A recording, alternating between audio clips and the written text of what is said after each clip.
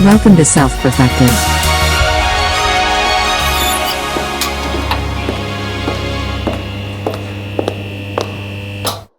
We're live now.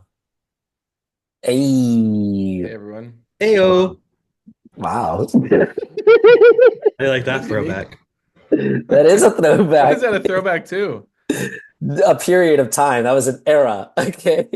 What, the 80s? I was looking up some David music Bowie or for something? Caius this morning, and I just remembered this sort of like ambient techno album, some Japanese album, Oh. and it's called like the album's name is Ebi, EBI, like which is shrimp, and like on the front it has like a diagram of a shrimp, Mhm. and like each part is like symbol, like the bass drum, the hi hats. It's like pointing to a different part of the shrimp, and it says Wow. um, my definition of techno music is a shrimp. That was like, and it's like that's what the album cover is. It's so weird. I like But on it. the comments, somebody was like, the '90s, back when life was shrimpler. It's cute. That was I funny. like it. I love the comments on YouTube, man. Oh man, the comments on Twitter. I like the comments on Twitter. Those are fun. I just go into a video and just scrolling down just a little bit and like, whoa. Twitter is much more of like it's like a gladiatorial arena. Wow. Yeah, YouTube's okay. Wild West vibes. YouTube's more like a fun circus. Okay. All right. I can see How that. do you Yeah. describe Reddit then, Cameron? That's just like Reddit. somebody shit in your hand. Reddit is Someone shit in your hand. Cesspool of bots. Reddit is the movie Eyes Wide Shut. I don't think I've Okay. seen it. You know, I've seen you've this. never seen that movie? I don't know why I came up with that. I just thought of something of really dark and Okay. manipulative. I haven't seen it. Oh, you haven't seen Eyes Wide Shut? No, is it good? You should watch that one. That one's a good one, actually. It's like Just write it down. Movie list. honestly, it's not a great movie. Maybe it Oh. is. What? Just No, put no, a no, 5 no. next to it. No, no, no, no. We have an Write it ongoing down. movie list. Just write it down. You'll like it, Mitch. Just Yeah. okay. Eyes wide You, shut. you know Cam's Okay, now taste. here's a question regarding comments. Have you ever scrolled through the Facebook comments on those? If you ever end up on that part of Facebook where it's giving the recommendations for like those mainstream reels. Oh, when you said it's giving, I was like, whoa, the Gen Z slang here. Here we Giving? go. Oh, It's giving. Yeah. I've never fucking heard that word in my life. But that one Gen Z post, Gen Z courtroom, that shit is so funny. That's my other country. Yep. Anyway, Okay, Mitchell. But have you ever gone on Facebook and you know those like pages that just post those, like attempted like feel good memes or whatever, feel good reels? And you look at the comments on those. That is like the ultimate like not fun comments. Like, you know what I'm saying? Where they'd be like, "Can you believe this man cheated on his wife?" And then it would be like literally just fake actors. And then everyone in the comments is like, "Oh my God." It's like all these like they're taking it boomers. seriously. Yeah. Yeah, Dude, yeah. Yeah, those are Facebook fun. comments are all like, you just went to visit the geriatric home, you Yeah. know? Unless You you're might on as my well, yeah. Facebook You might as page. well go to old folks home and just ask people there. Just Yeah. Yeah. Oh, I unfriend you. Like that's the gist of Facebook. That commercial, the woman's like, she's got all the pictures of her friends on her wall, literally on her wall. I've not And seen she's this. like, I unfriend you. Wow. No, I've not seen that. Oh, Yeah. well. Well, yeah. All right, let's So- get into it this week. You guys ready? I'm ready. I'm ready to like just blow all of my knowledge all over you. Okay? You ready for this? Ready or That's not, unnecessary. here we go. Here we go. So, first things first, this Dr. Sabine has on. I think this is from like last week, actually, or maybe even 2 weeks ago now. This is Oh. 10 days ago. It's Right. old news. Old news, but I don't Which think we'll one? talk about it. The one where she was like, I'm drinking kefir for my gut health that I Oh, bought that's at the pretty good. store, right? Yeah. And she's like, but I'm not seeing my gut health get any better. So what I decided to do was test the kefir to see, does it have the particular strain that I need, which it says on the container, which is, I guess, hang on, let me try this one. Bifido, Bifido, Bifido Bifido. bacteria, Bifido. Bifidobacteria, Bifido. We'll just say I it what watched it enough is. YouTube. Bifidobacteria. Yeah, So it's all Spanish actually. yeah, it's Latin. Same But it thing. wasn't in there. Yeah. Plot Anyway, twist: the ingredients weren't accurate. no. Yeah, they were So- Mexican. They just you can find them voting right now across the border. Bifido. Oh, I know Bifido. I Yes, vote for yes, yes. Beefido. Yeah. He goes by beef or meatloaf. Wait, never mind. Actually, that's my nickname. Beef? Beefido. Beefido? Yeah, I eat a lot of beef. Nice. Nice.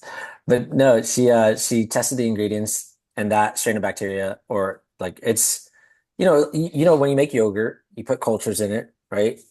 That culture was not in it. And so then she goes and buys like all of the probiotic gut health stuff at the supermarket to test. Do any of them have any probiotics even in them? It It's literally like says none. they have none of them. Like out of 19 of them, 17 of them actually had the culture Out of in it. 1917 had it. No, 17 did not have it. Sorry. Okay, I just I want to said make the, sure that's the clear. other Yeah. way around. Seven Yeah. out of 19, 17 did not have it. Well, That's guys, what I meant. you know how they're trying to boycott Kellogg's. Did they actually do an investigation into Kellogg's food? Like, can they prove that it has, all that stuff in it? Like, Here's the point that I was making is like, how many people can even conduct an experiment like that? how Actually, many people can pronounce beefy doll? Bifido. It's so Apparently, 2 out of 3. simple. That is our sample size, yeah. But Yeah. we might be But skewed. like We do have think high of vocabulary here. think of how you learn to test things. You learn basically like, oh, it's a science experiment, and you get like a trifold, poster You board. have to have the poster board, and you have to put pictures up on it. Yes, and you have to Why? cut out like the background underneath the photos and paste those. You need some glue sticks. And you use those scissors that have the designs on them, Okay, so you want to do a science experiment. Here's what you're gonna need: some glue sticks. You're gonna need a trifold. What is it? Poster. Foam core Apparently, board. a science experiment is a triptych. A triptych. But Isn't that like an art term for like I the three don't panel things? know that art term. Get some education, okay? Give it to me. I'm here for it. You need the cool scissors. Listen. You're gonna need to speak Spanish. Oh, You're you gonna need do some for markers. the science You're gonna have to experiment? read the back of the bottle. Oh, yes. In this case, you do. I used to hate science fair experiments so much. Not because I hated experimenting. I loved that part. That part was my favorite. It was all the other bullshit that came with it. All Like the other what? bullshit of like, Like oh, having to be on a team with like classmates who no, not that. Like it wasn't even like I would do the science fair experiment on my own, whatever. Wait, you had teammates for your science fair? I don't think we ever did a science fair. What? Oh, okay. Anyway, Yeah. I literally don't remember doing a science fair. what I I remember remember, doing experiments. what I remember about the science fair was it was all about presentation and like it was basically like art. And I fucking hated that shit so much because all I cared about was like, Were you not good at art class, Drake? no, I was terrible at art. Really? not, Isabel, do you have hang any on. pictures? Isabel, can you post in the comments some pictures of Drake's art, please? Let me be clear about it. I was terrible at listening to the instructions of the art teacher.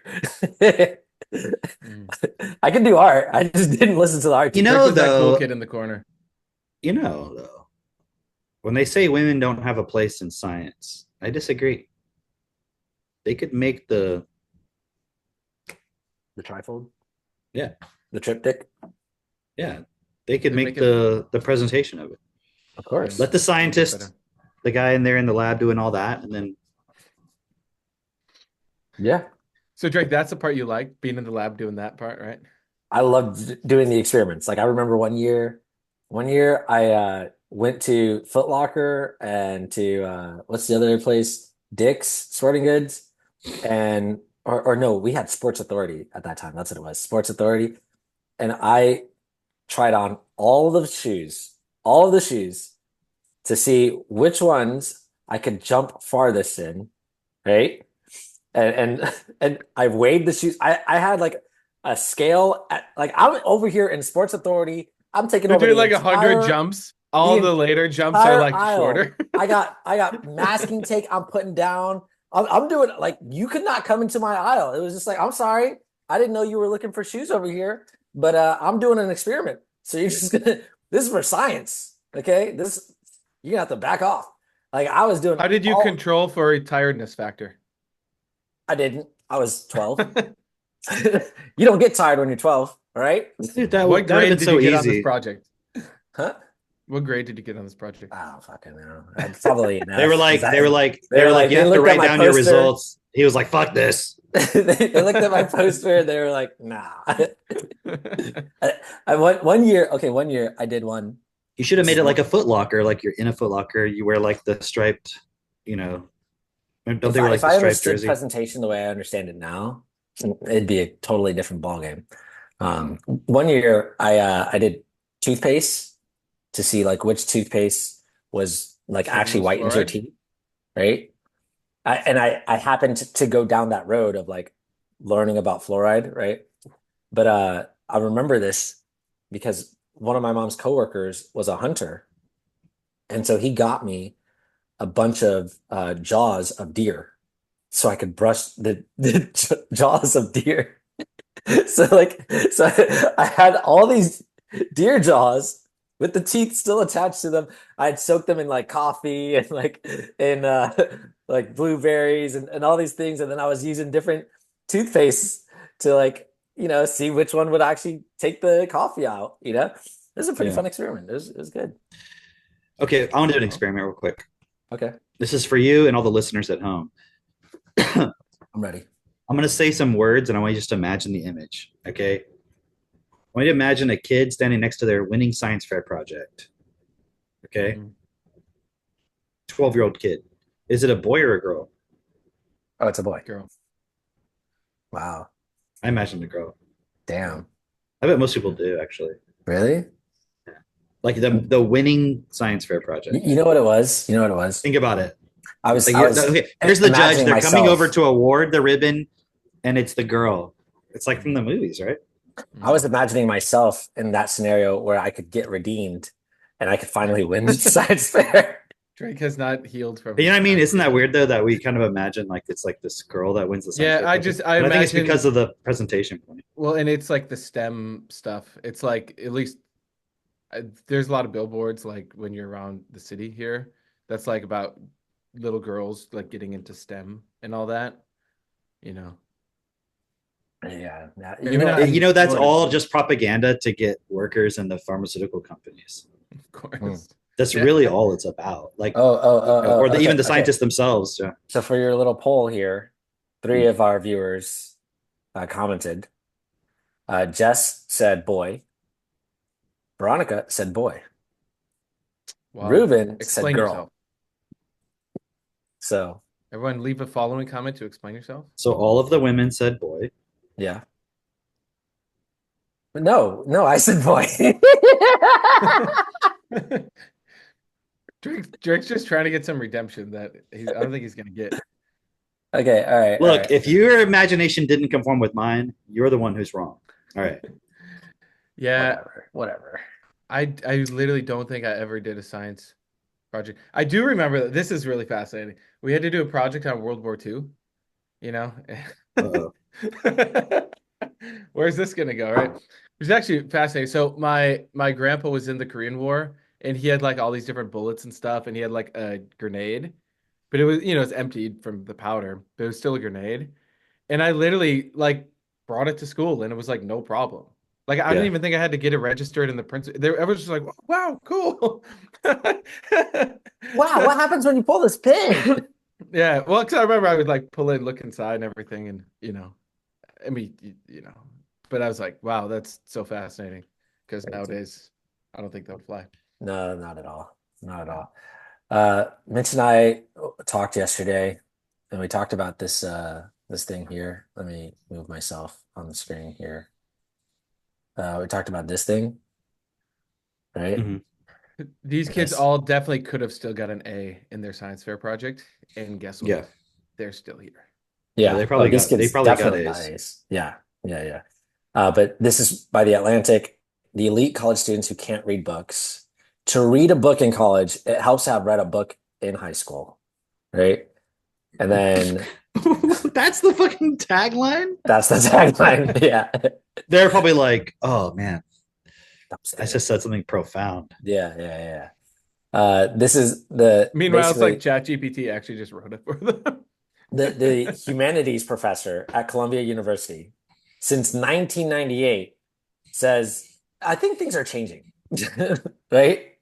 And he's like, oh, over the past decade, students are becoming overwhelmed by reading, but now he's like, they don't even finish, they can't even think of finishing multiple books a semester. And he's like, oh, I figured it out. Uh, they said at their public school, they never had been required to read an entire book, only excerpts, poetry, news articles, but not a single book cover to cover, right? And then I saw this article, why kids are not falling in love with reading. And I clicked on that. And it was like, basically, it's because of screens, it's because they're not reading actual books. It cuts off the story here, but basically, how Learning our loss education during the system, pandemic. Anyways, such a yeah, stupid right. All right. learning loss. Learning loss, that's what they called it. But they also said that they knew that was happening Yeah, I was gonna say before. like, oh yeah, it was the pandemic. Right. It says, where does it say it? I read it somewhere. But basically, it said, yeah, we know that this was already a trend before the pandemic. So anyway, I just wanted to show you that because And Drake, how much is Columbia? By the way, this is the school that Obama went to, all these other elite folks. How much is Columbia every single year? let's find out. Oh, would you look at that? Basically $90,000. Yep. Look, it says $20,000 other costs, books, and on-campus room and board. This is That's per year. Per year, it's $86,000. they have not You know what accounted for though? inflation, You obviously. know, part of the problem is also What's that? textbooks. Textbooks.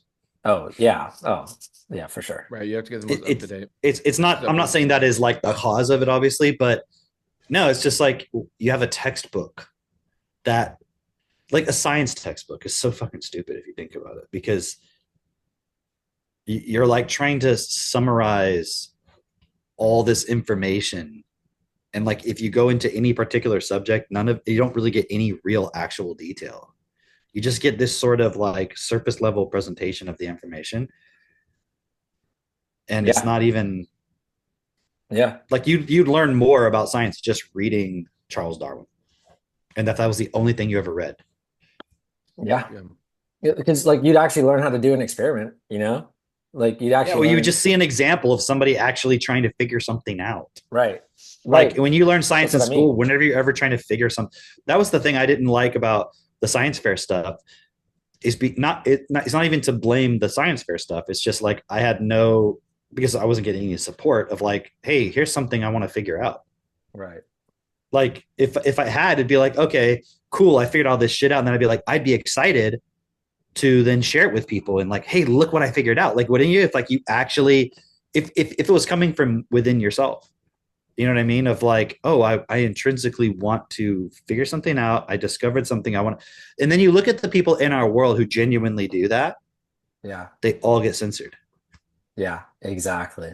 Think about it. Exactly. They're like, I'm actually going to go investigate this thing. They're going to uncover some truth that people don't want to be out there.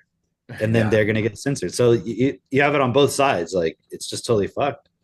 You know, and like, look at my kids, like Max. I went and bought him like a bunch of books recently.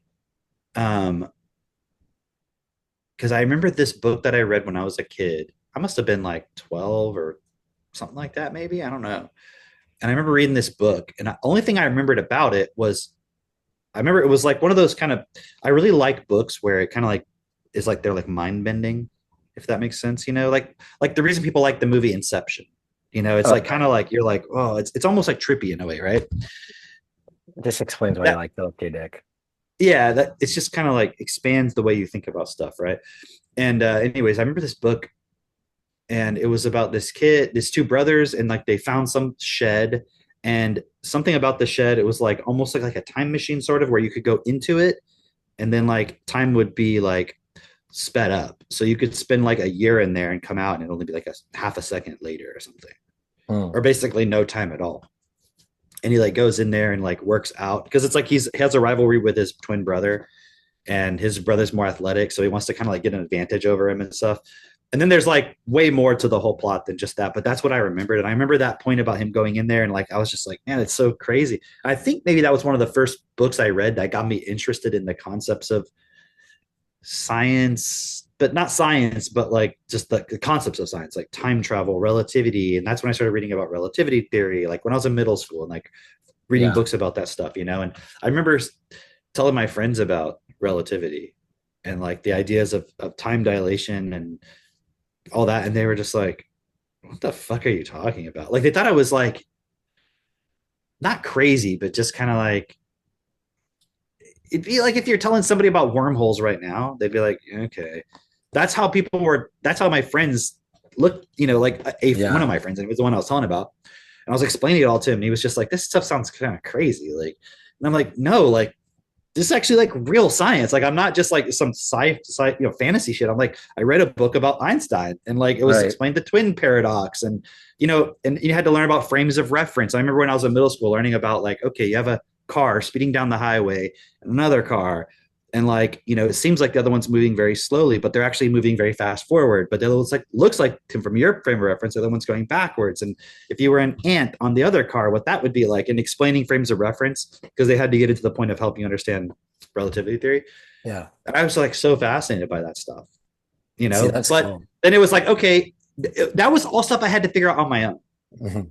Like nobody was helping me. It was like I got this one book. It kind of sparked my curiosity. I was looking for other stuff, and that was from the library in my middle school, like the relativity stuff. But then it was like, all right, anyways, go back to science class. Go back to math class. Go back to whatever. And Kate and I were talking the other day about how fucked up middle school was.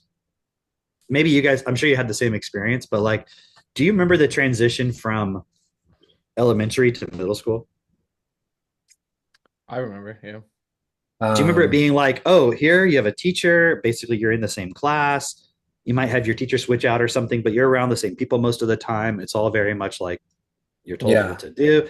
And then suddenly you're in this place where you're like, oh fuck, I gotta get to class. Oh, I got 5 minutes. Oh You're shit. like the It's jungle. like it's like a swarm of people everywhere constantly. Like you kind of know some of the people you knew, but then suddenly it's like they're in different classes, and you gotta like form new social group. And it's just Yeah. like and we were just talking about how stressful that was, and like how actually inappropriate it was. Like, not to say that you shouldn't be able to handle it, but you weren't prepared for it. Suddenly it's like like you're in It's the also sea. happening Oh at the my same God. time that you're like having puberty, Right. So it's like you're so self-conscious and you're So all in the about last 100 years, we didn't know. Okay, it's kind of like no, with no, the what? No, what? We didn't know what? we didn't know, like, what are you questioning my weave? No, we didn't know. I want to hear the end of this sentence. In the last We 100 years, we we didn't know.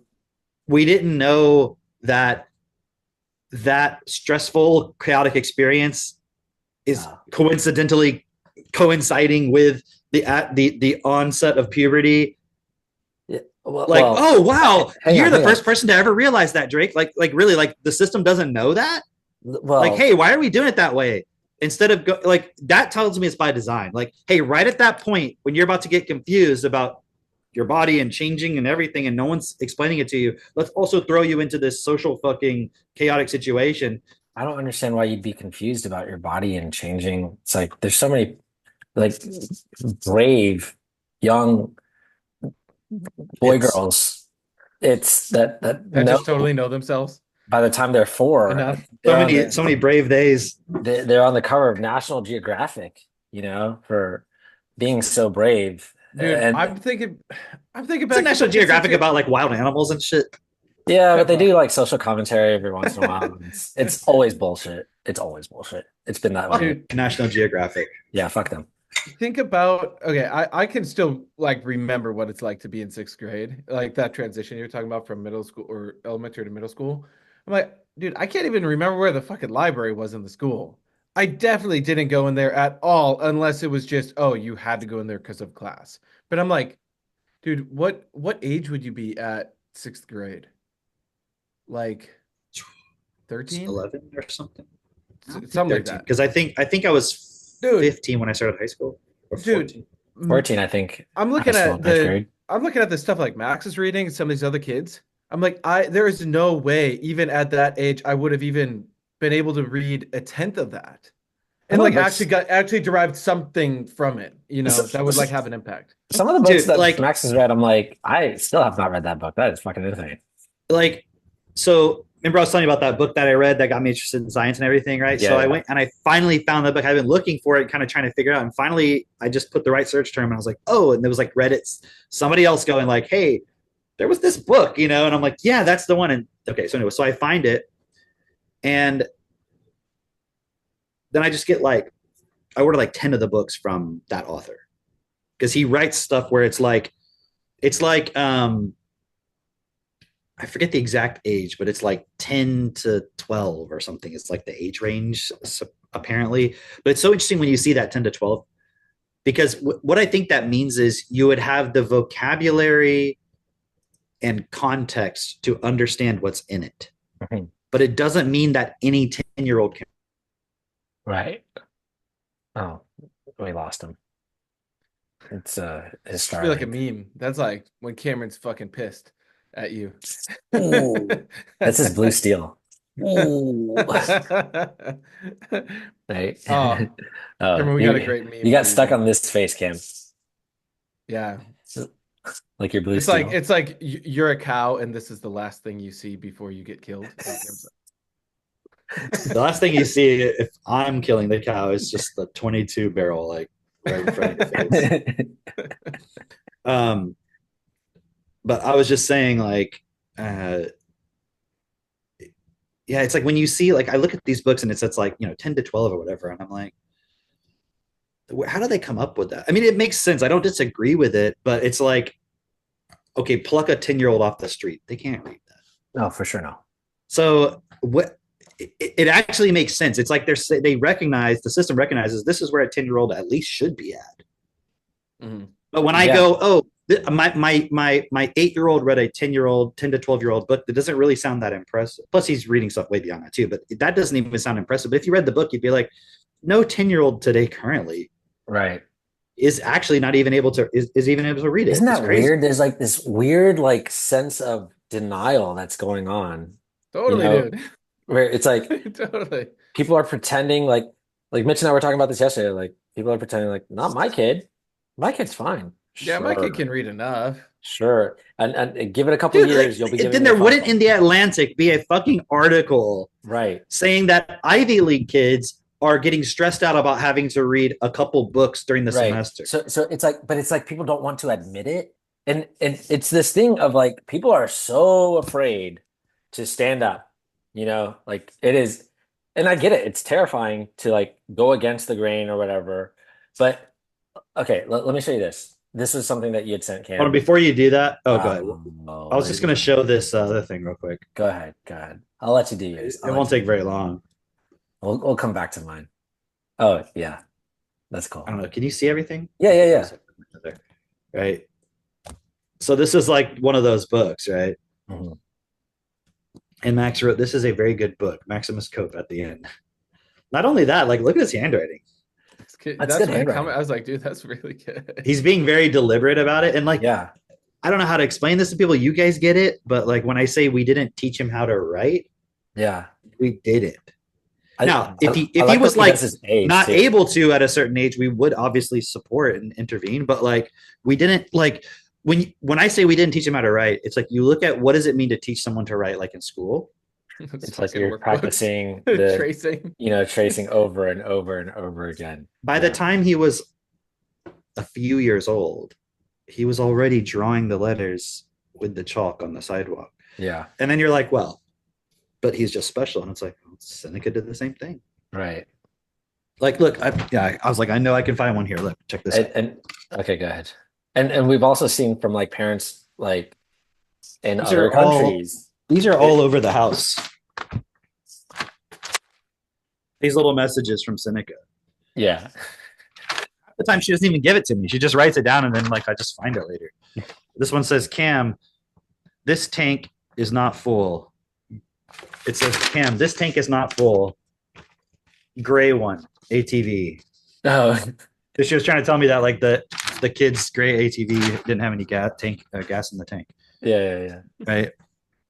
And then I just there's one in the barn. Like I find them all over the place, right? So I mean, and we didn't teach her to write either. Now there's certain things where we support, like with her K's, she has trouble doing the K sometimes, right? So we'll support her with that of like, hey, let me show you how I do that, right? So she doesn't Yeah. have to continue a mistake, right? But that's something we're working on. But Yeah. but she just turned 6. So you might be like, oh, but look, she can't even write a K. It's like, show me a 6-year-old who just comes up with this on their own. Right. Who could write all of that on their own, not asking for how do you spell this or whatever. Yeah. All right, well, I'll get another one. You guys can talk amongst yourselves. Hold on. Let's talk amongst ourselves. I just know there's another one. No, but I've seen other kids, the whole point of like them just starting to write letters on their own.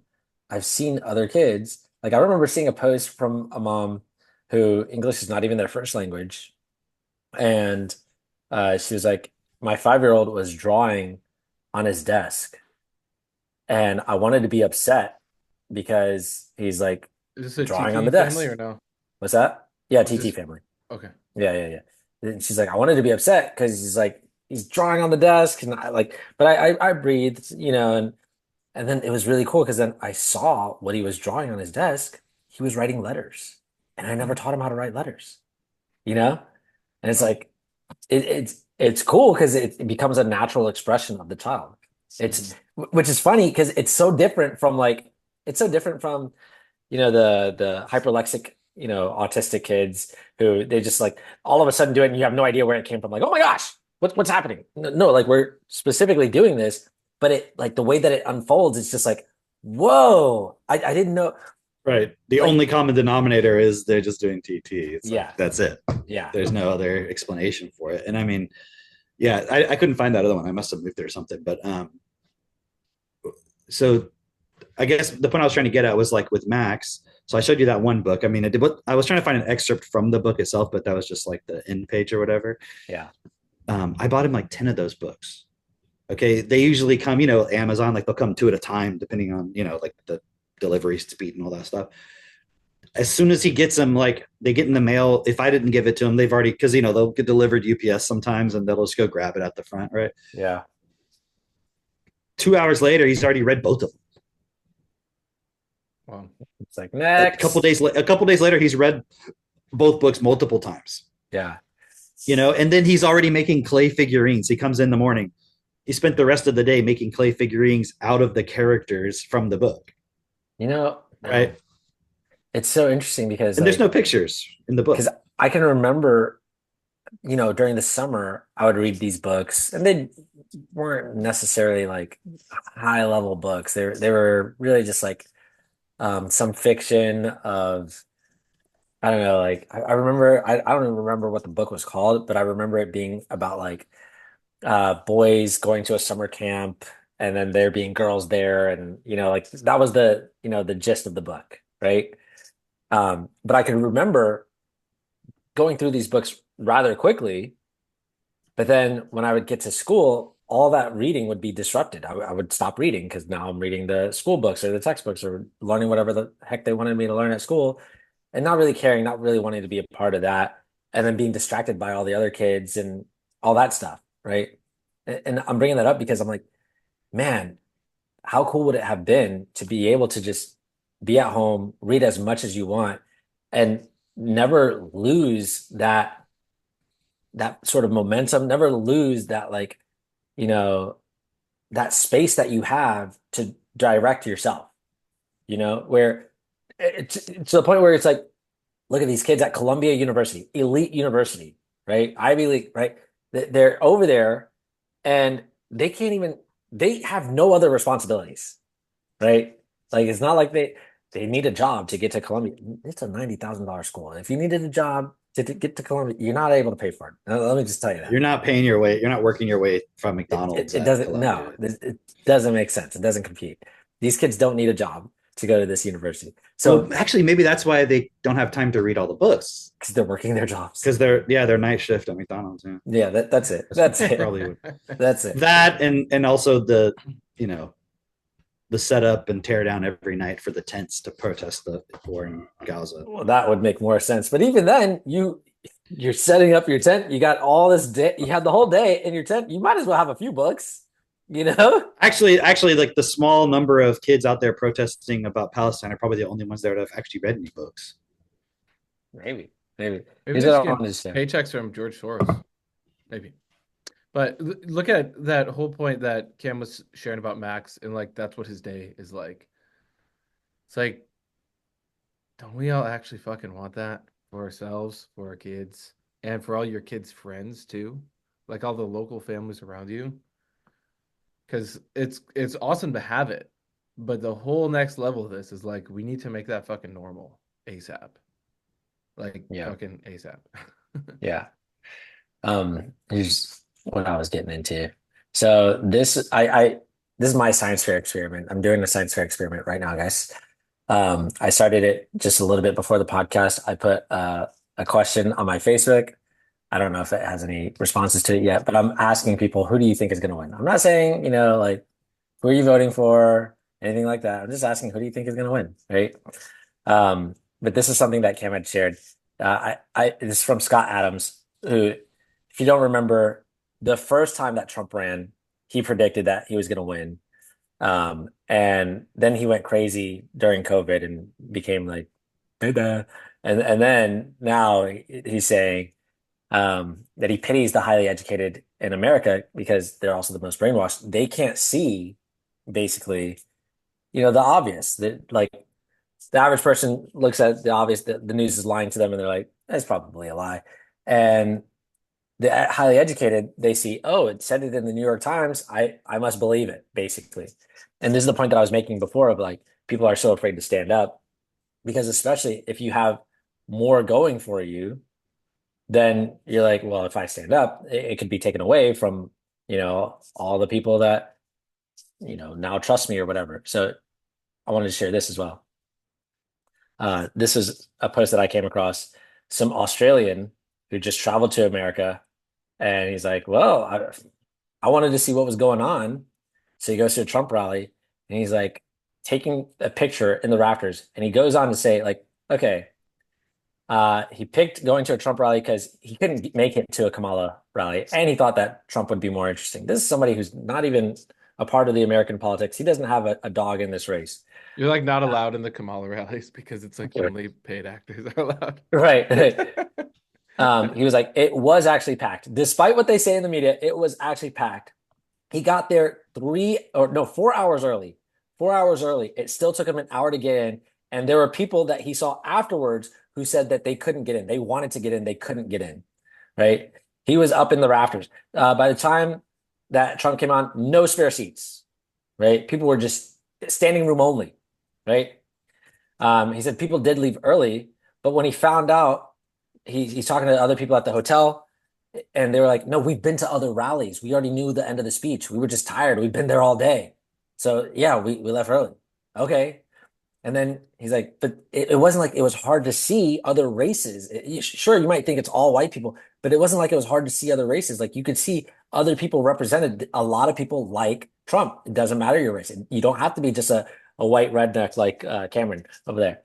And then he said he talked to a black guy, and the guy took his mom along and said it was a great, friendly vibe. He loved it. It was positive, right?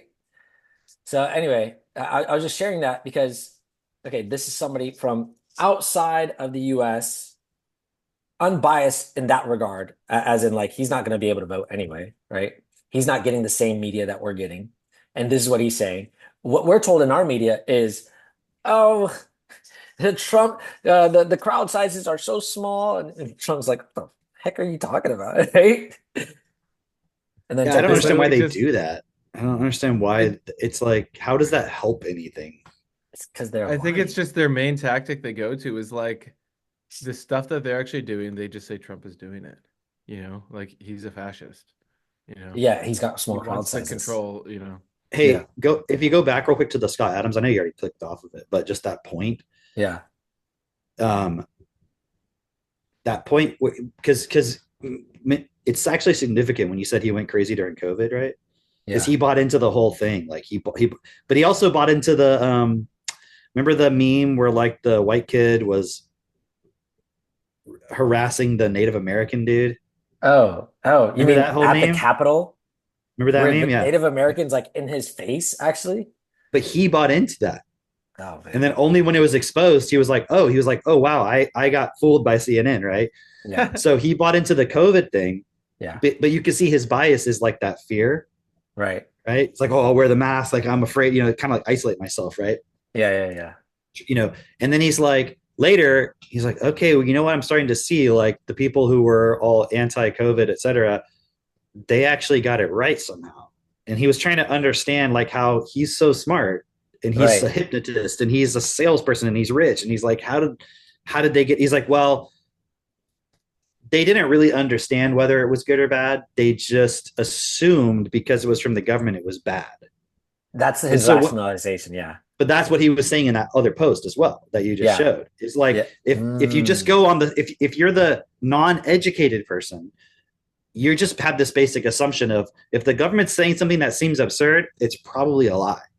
But And see, he's that's like, isn't it weird? He's like, that actually makes you more right most of the time. yeah. And his whole thing is about models, mental models. Uh-huh. And whichever one is able to predict more accurately is the model that actually is closer to reality. Yeah. So the point I want to make with this is like, according to his way of looking at it, what does that imply about everything in our reality? That we're constantly being lied to.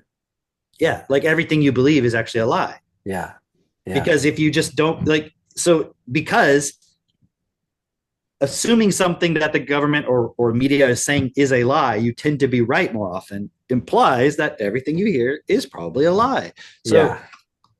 I was thinking too, I saw this thing somebody posted on X, the home of anti-Semitism. And it was like a picture of Hitler, and it was like that quote. I don't even know if it's a Hitler quote, but it was like about, you tell a lie and you tell it over and over sort of thing. Hold on. Was it this picture of Hitler? No, it wasn't that one. It was before his transition. Oh, okay. All right, my bad. Never mind. And no, but it was something like, you repeat the big lie. It was like something about the big lie, right? Yeah. And somebody was saying like the big lie wasn't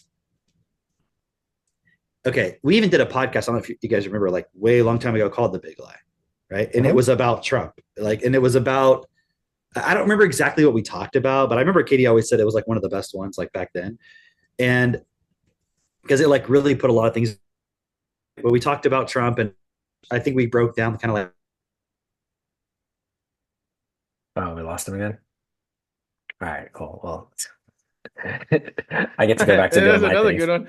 I get to go back to doing my thing then. Oh, No, okay. he's back. Yeah. He's Keep going, back. Ken, keep going. Go ahead, continue.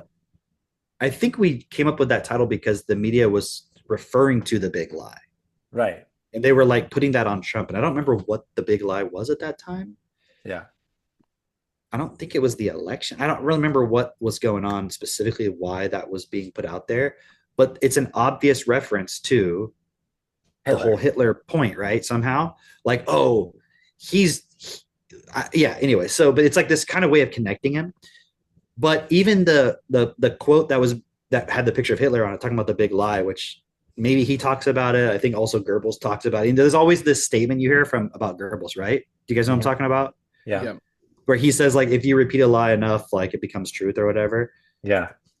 But when people say that and they attribute it to Goebbels, what is the implication of what's As being if said? he's saying this, like it's so easy to manipulate our people.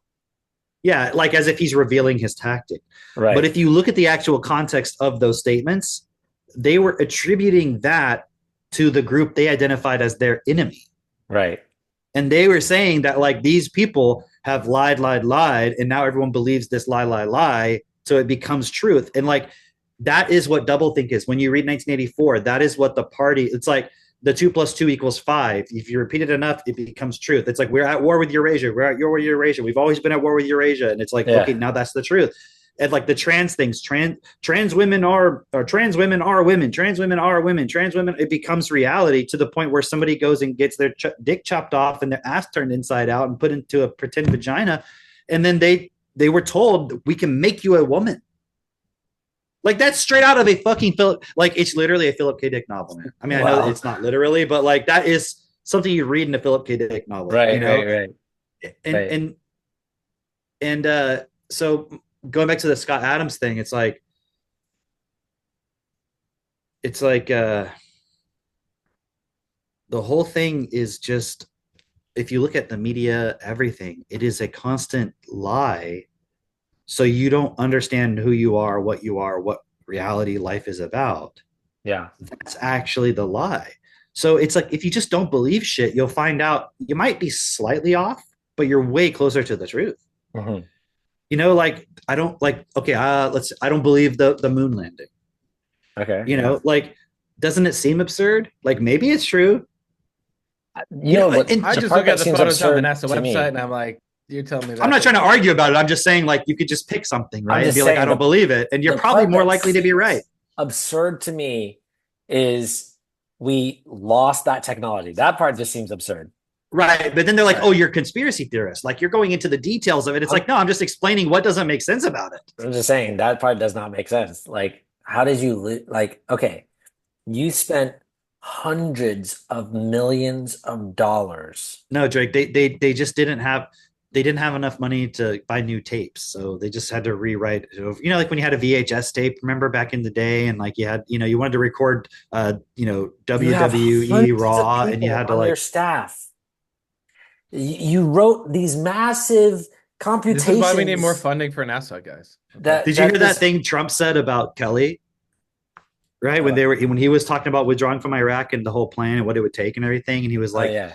and Kelly was just like, it'd be cheaper just to leave all the equipment there, and he was like, right. Was it Kelly or Millie? the fucking, oh, maybe it was, I think it was Millie. I thought it was Millie. The one to keep calling stupid.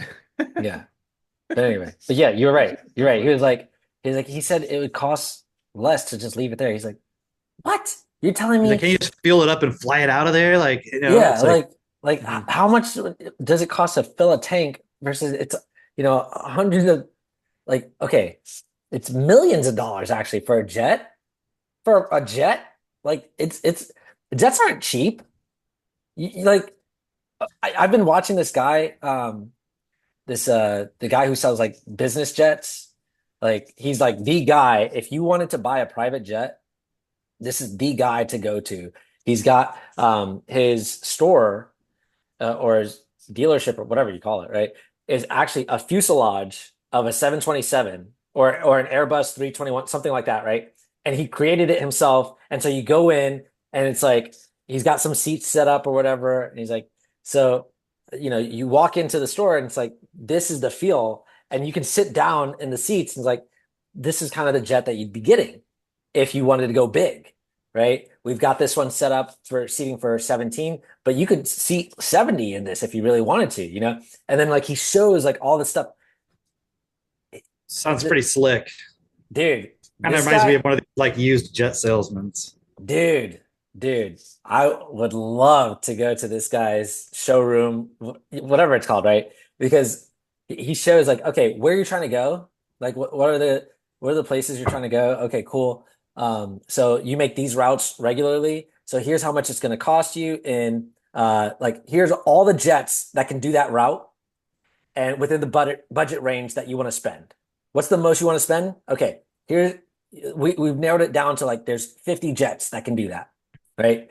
And then he shows like, okay, so this is how much you're going to be spending on gas. This is how much you're going to be spending on your pilots. This is how much you're going to be spending on parking the jet in a hangar, etc. Like he goes through all the expenses with you, and he's like, this is how much you're actually going to be spending per year on this jet. None of the jets are like only $100,000, which the amount of fuel that it takes. I don't think you can get a jet for that much. No, No, it's not Yeah. possible. Like It's there's not a even jet. prop planes that are $1 million. Exactly. Right? It's not even a jet, is what I'm saying, right? So it's like, so you're telling me you don't want to spend, maybe you spend like a few grand, 10 grand, something just on fuel to get the jet out of Afghanistan into Pakistan, or into a neighboring country, No, whatever. and Right? these planes that they have are like tens of millions of dollars at a minimum. Some I of these planes are know. like $50 million. So it's like on its face, Think on about it. If its you're Boeing, face. don't you want them to leave them there? If you're Boeing, do you want to leave them there? Yeah, because Yeah. then you have to buy another jet. Yeah. Right. And if you're the Pentagon, don't you just want to like fucking write it off or something? And like it's like it's just a scam. It's a crazy, incredible scam. Which okay, so That's the kind of people that get promoted. let me Yep. The continue. ones who can like weasel in and get more money and all this shit, Exactly. not the ones who are like, how do we actually create something that is actually best? Right. Let Then me they just continue my fucking weave. justify it in their head. So here I was actually going somewhere with the Scott Adams thing and the Australian guy. Because Called the look, Capitol event. Would you say that it was a demonstration in culture, or would you say that was a democratic demonstration? That is the first big lie Americans have ever been told in this country. Forget about Nixon. What are they calling it? Insurrection. Insurrection, they call it. It's so sad and cruel for a country to label young people who did what is just normal and put this label on them for the rest of their lives. Go and play every footage of the cameras that were there live that day, okay? The live ones that saw the thing happening. Not a single reporter referred to it as an insurrection. They said there is a riot at the Capitol. When do you think the word insurrection started? 5 p.m. when they have taken the real back to the editorial room and they know who was in office and they're finding a way to demonize him. Somebody whispered, we should start calling this an insurrection. Well, do you think that they only demonize him because they say that he lamented? He didn't lament anything. And that he What I helped believe stoke the is what flame? happened at the Capitol is what is supposed to happen anyway. So if the citizens who elected these people, who pays for the building they live in and work in, are pissed off and they want their voice to be heard, they went to the right place. That was not an insurrection. An insurrection requires a hierarchy, an insignia, a name, a mission. To call it an insurrection. Well, there's people that would argue that they did have all of that. I'm not saying No, that. you But and I'm I saying, watched it, and you and I know 85 broken tooth, over tattooed, ponytail kids don't scale a wall with flagpoles and take over a government. Number two, for you to overthrow a government, a new government has to be in place for you to overthrow that government. So whom were they overthrowing on January 6th when the guy has 14 more days, according to the Constitution? I may be wrong. If a war broke out on January 6th, do you know who will continue as commander-in-chief? yeah, the president. That's correct. So whom was he overthrowing?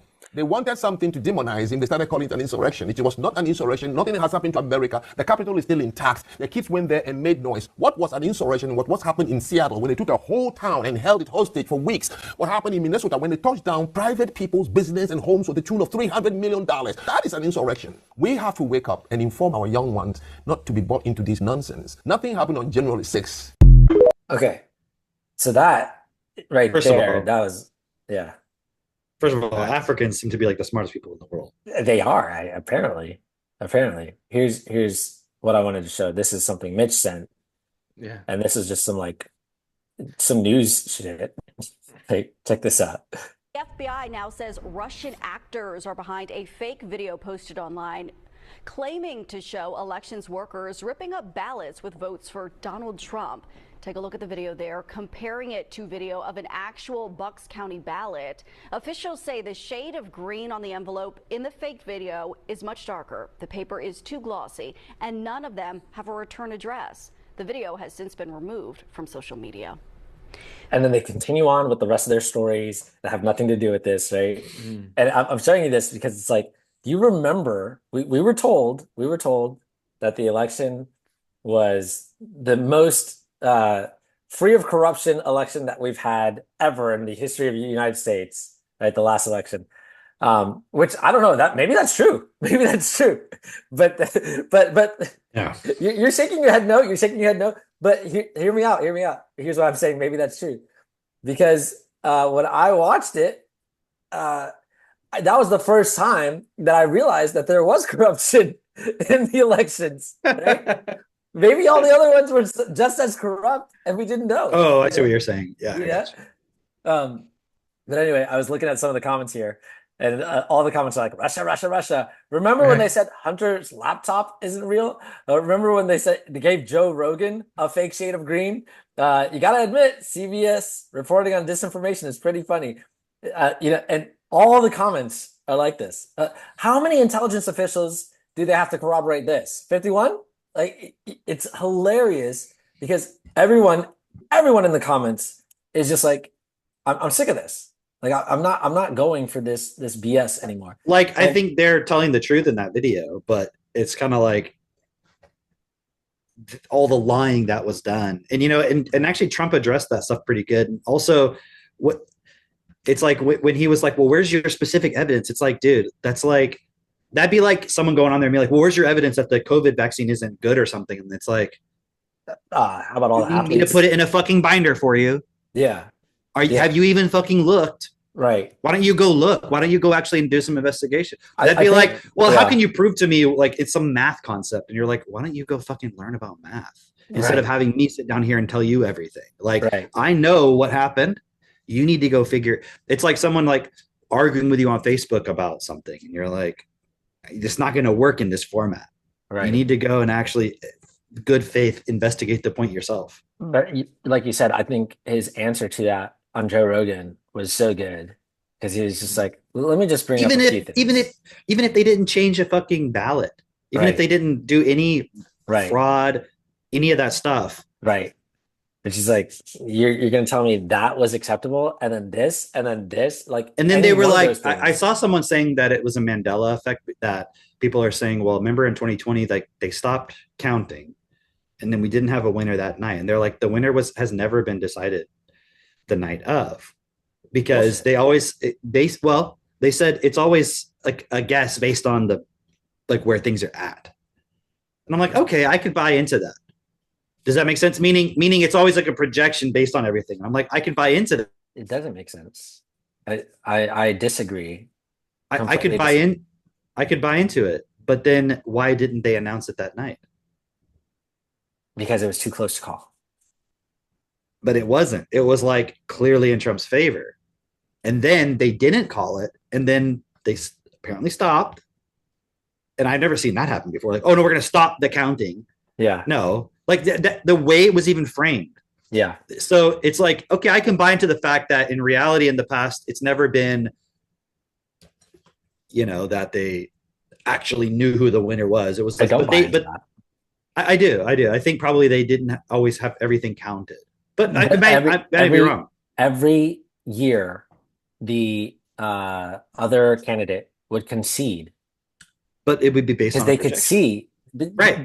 But Right. it was just like obvious, just like this one was obvious. Like why didn't That's my point, is that didn't happen. right? So they're twisting it, going like, oh, what are you talking about? The winner was never actually officially determined that night. I'm like, that may be technically true, but it was always determined that night. Mhm. It was always done. Like, Yeah. even though technically it wasn't, they're like, oh, so they're trying to like gaslight. You see what I mean? Of like, oh, it was never technically 100%. declared before. They're like, and now suddenly, even though we have more technology, we have to take longer to count it. And like, It's gonna take 2 weeks. Like get out of here with that so bullshit. you have something like that, which is a perception control. You have the Hunter Biden laptop. You've got the 51 intelligence agency point. You've got the Russian collusion thing. So even if there was no direct, deliberate, like we changed a ballot sort of type of, Yeah. Like my question is, I'm sure there was a lot of that kind too. But what I'm saying is, even if there was none of that, okay, so the whole media apparatus lying for 4 years about Trump being a Russian agent isn't part of stealing the next election. right. So you have to, and then when you think about it, the people who are on the side of anti-Trump, who would be the ones he's claiming cheated, even like in maybe specific ways of changing a ballot or something, Sure. are they willing to do all the other stuff? What other stuff? Like the lying about Russian collusion, like all the perceptual 100%. stuff. Like, are they willing to stretch the bounds of what's actually acceptable to win?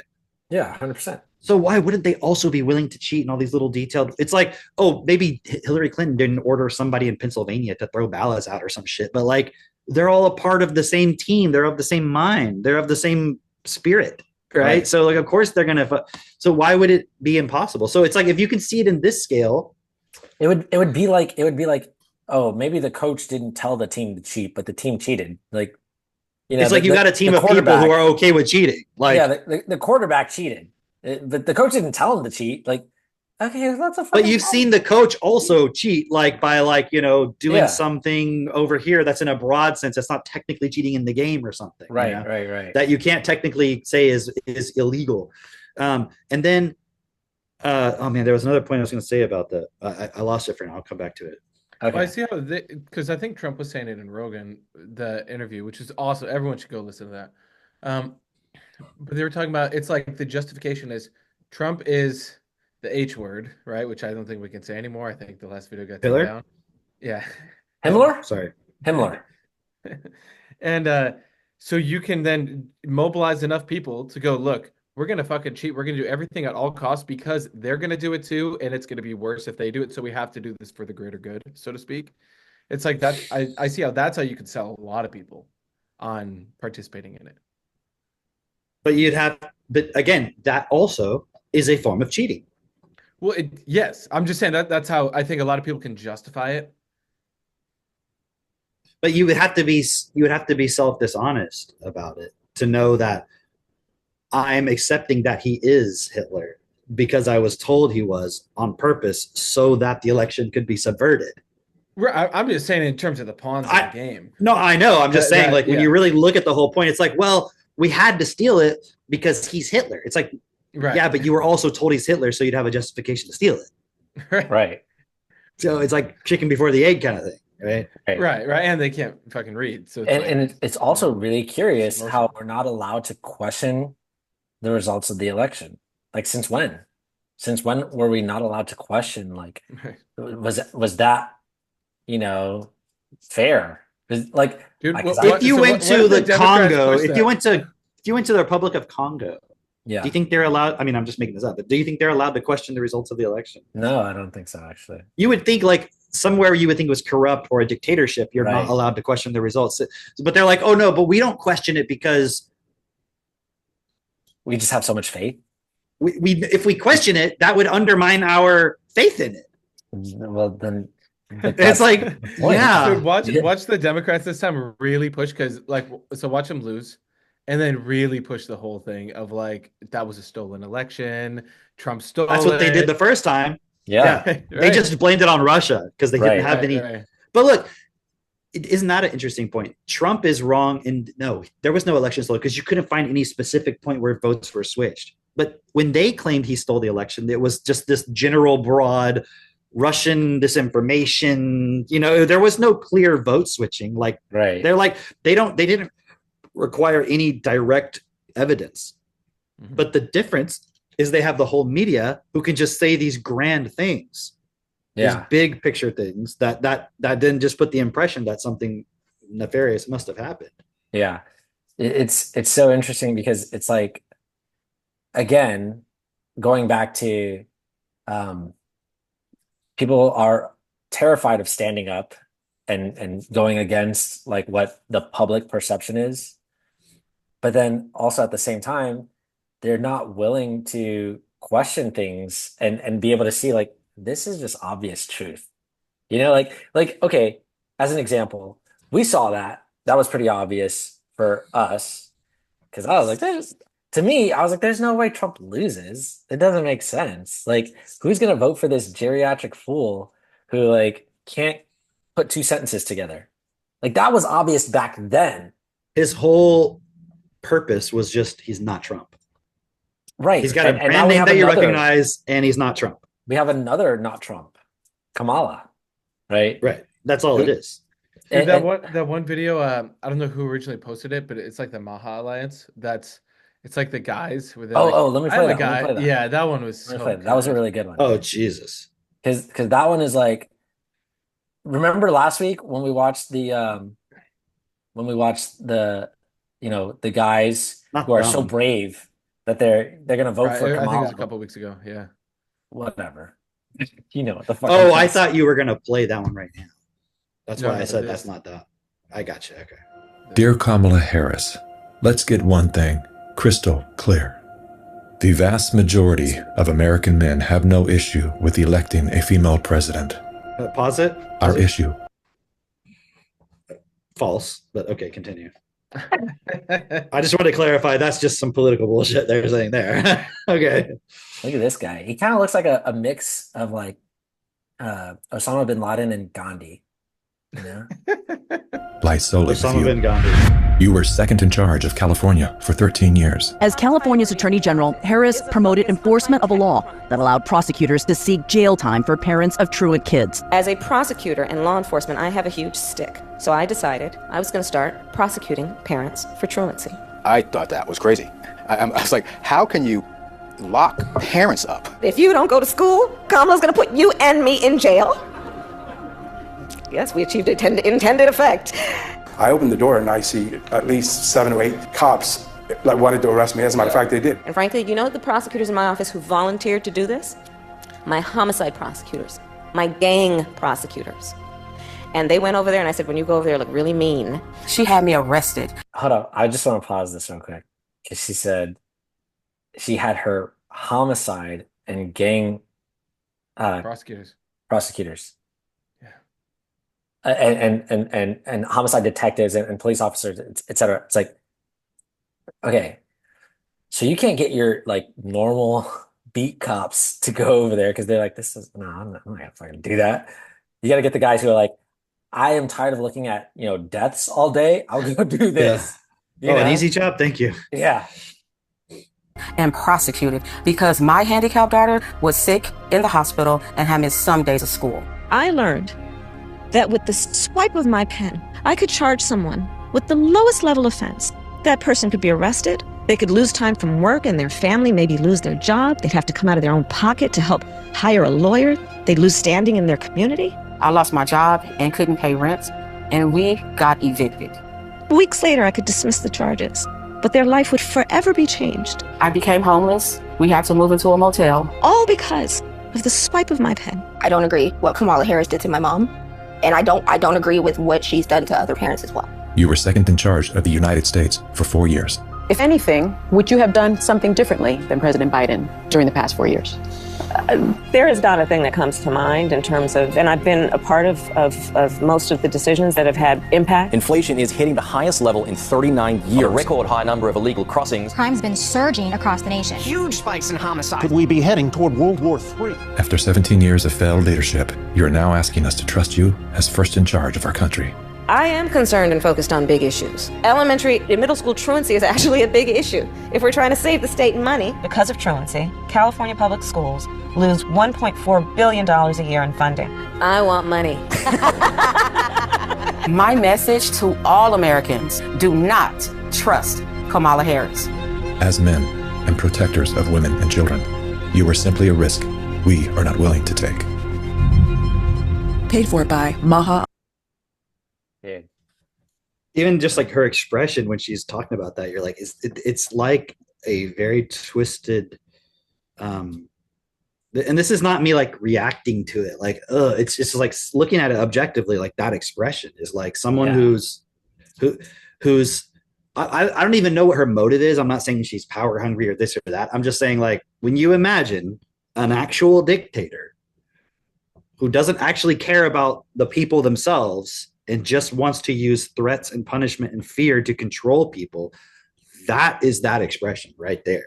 You know what it reminds me of? It reminds me of like the villain in any movie. That's the villain, right? That's what I'm saying. It's like when you watch V for Vendetta, it's like, oh, she's the fucking prime minister guy.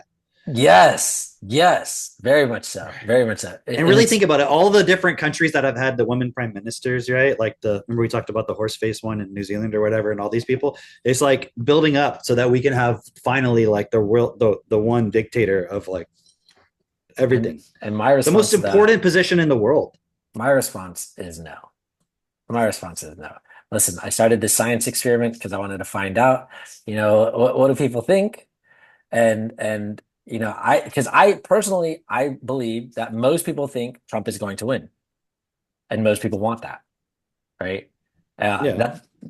But I am just like, because they pulled off a lie so big the last time that I'm like, how is that even possible? Like, and if they do it again, what's going to happen? Like, is anybody going to stand up at all? Like, and by stand up, I mean like. Are the courts, because that's what was going on the last time, is the judges weren't going to overturn it. Mike Pence, who was in a position of being able to say, no, I'm not going to certify this. He was like, he's just like, I support the system. I'm not going to challenge. Right. He basically said like, I don't think I have the ability to do that. And it was so interesting what Trump said, because Trump had mentioned this in an interview. He said it was really sad because up to that point, everything was going great.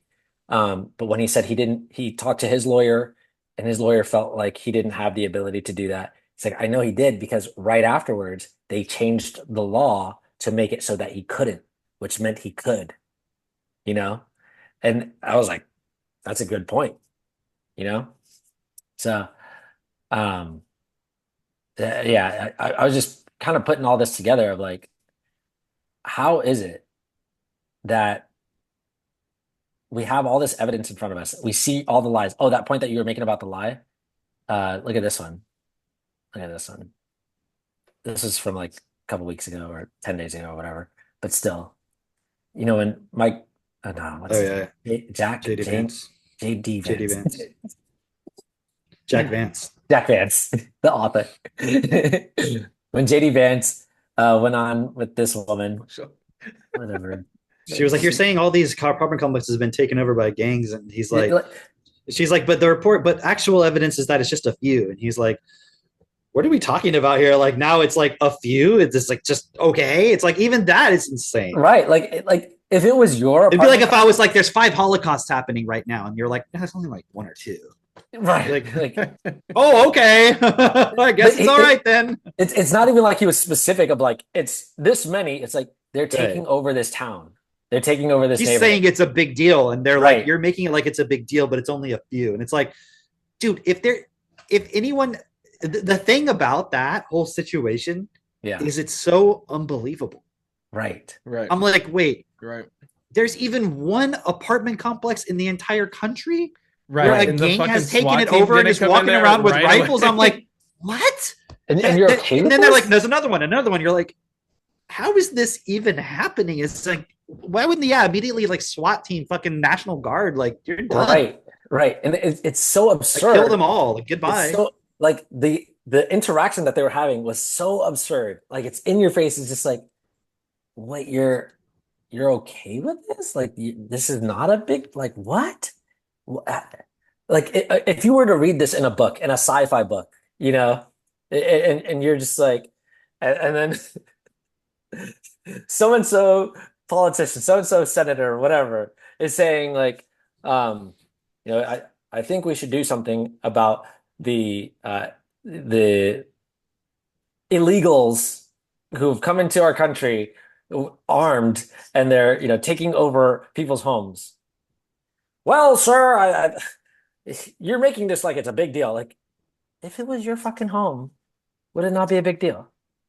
Like if you were to read this in a book, you would be like, this is like satire, obviously. That's what I'm trying to say. If think about this, like these people taking over these apartment complexes, it's happening, and they're even trying to downplay it. Right. But why was January 6th such a big deal? Even according to the current narrative of what it was. And I was looking at this point, I was talking with Kay this morning about it. I see it as we as a collective and the elite themselves have this idea that the politicians are off limits. They are a protected class that's so important that like they shouldn't be touched at all. That's not me saying they should be, but it's like, well, if some people over here just like in random towns are getting hurt or whatever, it's not a national emergency. It's not something we should all be upset about. It's just maybe they need to deal with it. But over here, if they're threatening like these Congress people and senators and so forth, like no, you like we even in our minds justify they should all have top-notch security around them all times. No one should get close to them. That makes sense, because it's like we actually see them as special above us, like this protected people that are so important. When all they do with that position is fucking abuse it and like, yeah, that's a good point. Because it's like almost like we treat them like royalty. Because they That's are what I'm saying. Yeah, they are the kings. State, yeah, right. But also they're supposed to be, the at the service of that- the people. Public It'd be service. like if you had some bad experience at a Walmart and you were like, yeah, so I went up there and I started yelling at the manager and I was like, you did what? You should never ever try to do that to a Walmart manager. Like, right. like as it's like, dude, they're just fucking people there that are supposed to be doing what we want them to do. Like, right. Why are they so fucking important? And it's become it's like a celebrity, like it's a status. It's like, oh, you shouldn't be a celebrity. Like, yeah. Oh, sir. Like, oh, look, Brad Pitt's here. Everybody, we have to leave the restaurant. He wants to eat, like we have to all go, like, right. It's like, dude, fuck that. Like, what? They're just another human being. Right. That just got really good at manipulating people's perceptions. Yeah. That's all it is. They're not actually special. Yeah. Man, that's a good point. Hey, do you have that clip of RFK Jr. talking about the Ukraine thing? Because I got it. I know it's not necessarily a great segue, but like, man, that one really put it together. Yeah. It was so good. Give me just a second. Okay. No, I've got so many of RFK, but yes, I have that one. Here it is. Ooh, yes. I love this one. I played this one yesterday, actually, I had, a few people over, a few TT people over. And I was playing this because we were talking about this point of like how afraid people are to stand up and why that is the case. And then I was just bringing in this point of like, if you invest in the stock market, you support war. And just a quick point on that, like the reason people are afraid of standing up is because they think they're safe. They think they're safer by not standing up. That's the only. It's just an illusion. You know what? They have doubt. Right. I said it a different way because the way that I was thinking of it was like, people are afraid of standing up because like when you sit up as a child, you said something, you got punished by your parents, whatever, and then you learned to shut the fuck up, and then you saw your parents like lying about shit, and you like learned to lie about shit too, and that it was okay, it was acceptable, and you just go along with it so that you don't get hit or you don't get punished or whatever, right? But it's the same point. Is like you think if you just stay quiet, maybe you won't get punished. Maybe you won't get hit. Maybe, like you're safe essentially. You're like I can just blend in with everyone else. Like I can remember like at school, like the teacher asking something that like I know I was a part of. Like I don't remember the exact details, but I know like I should have been in trouble. But if I just stayed quiet, like then maybe it was me and all the rest of the kids, and like you're not going to single me out, right? I can't remember exactly what it was, but I know I've had that experience. The thing is, if you go back to that Kamala Harris clip, not saying you, but if you, in your mind, go back to it. Remember, she was like, "We want that money." Like the whole point, just for context, is there's money that their government gets if they have a certain attendance in the school. I think we talked about this before. It's kind of like with the vaccines, like at your doctor's office, if they have a certain percentage of clients that take the vaccines, they get gotta hit that quota, shit, right? Yeah. So she's not doing it because she knows that the education system is so important and it's like giving such great outcomes. It's because they know now where's that money coming from? Yeah, because I don't know exactly how, but like here in Texas, like property taxes and sales taxes and stuff, right? Yeah.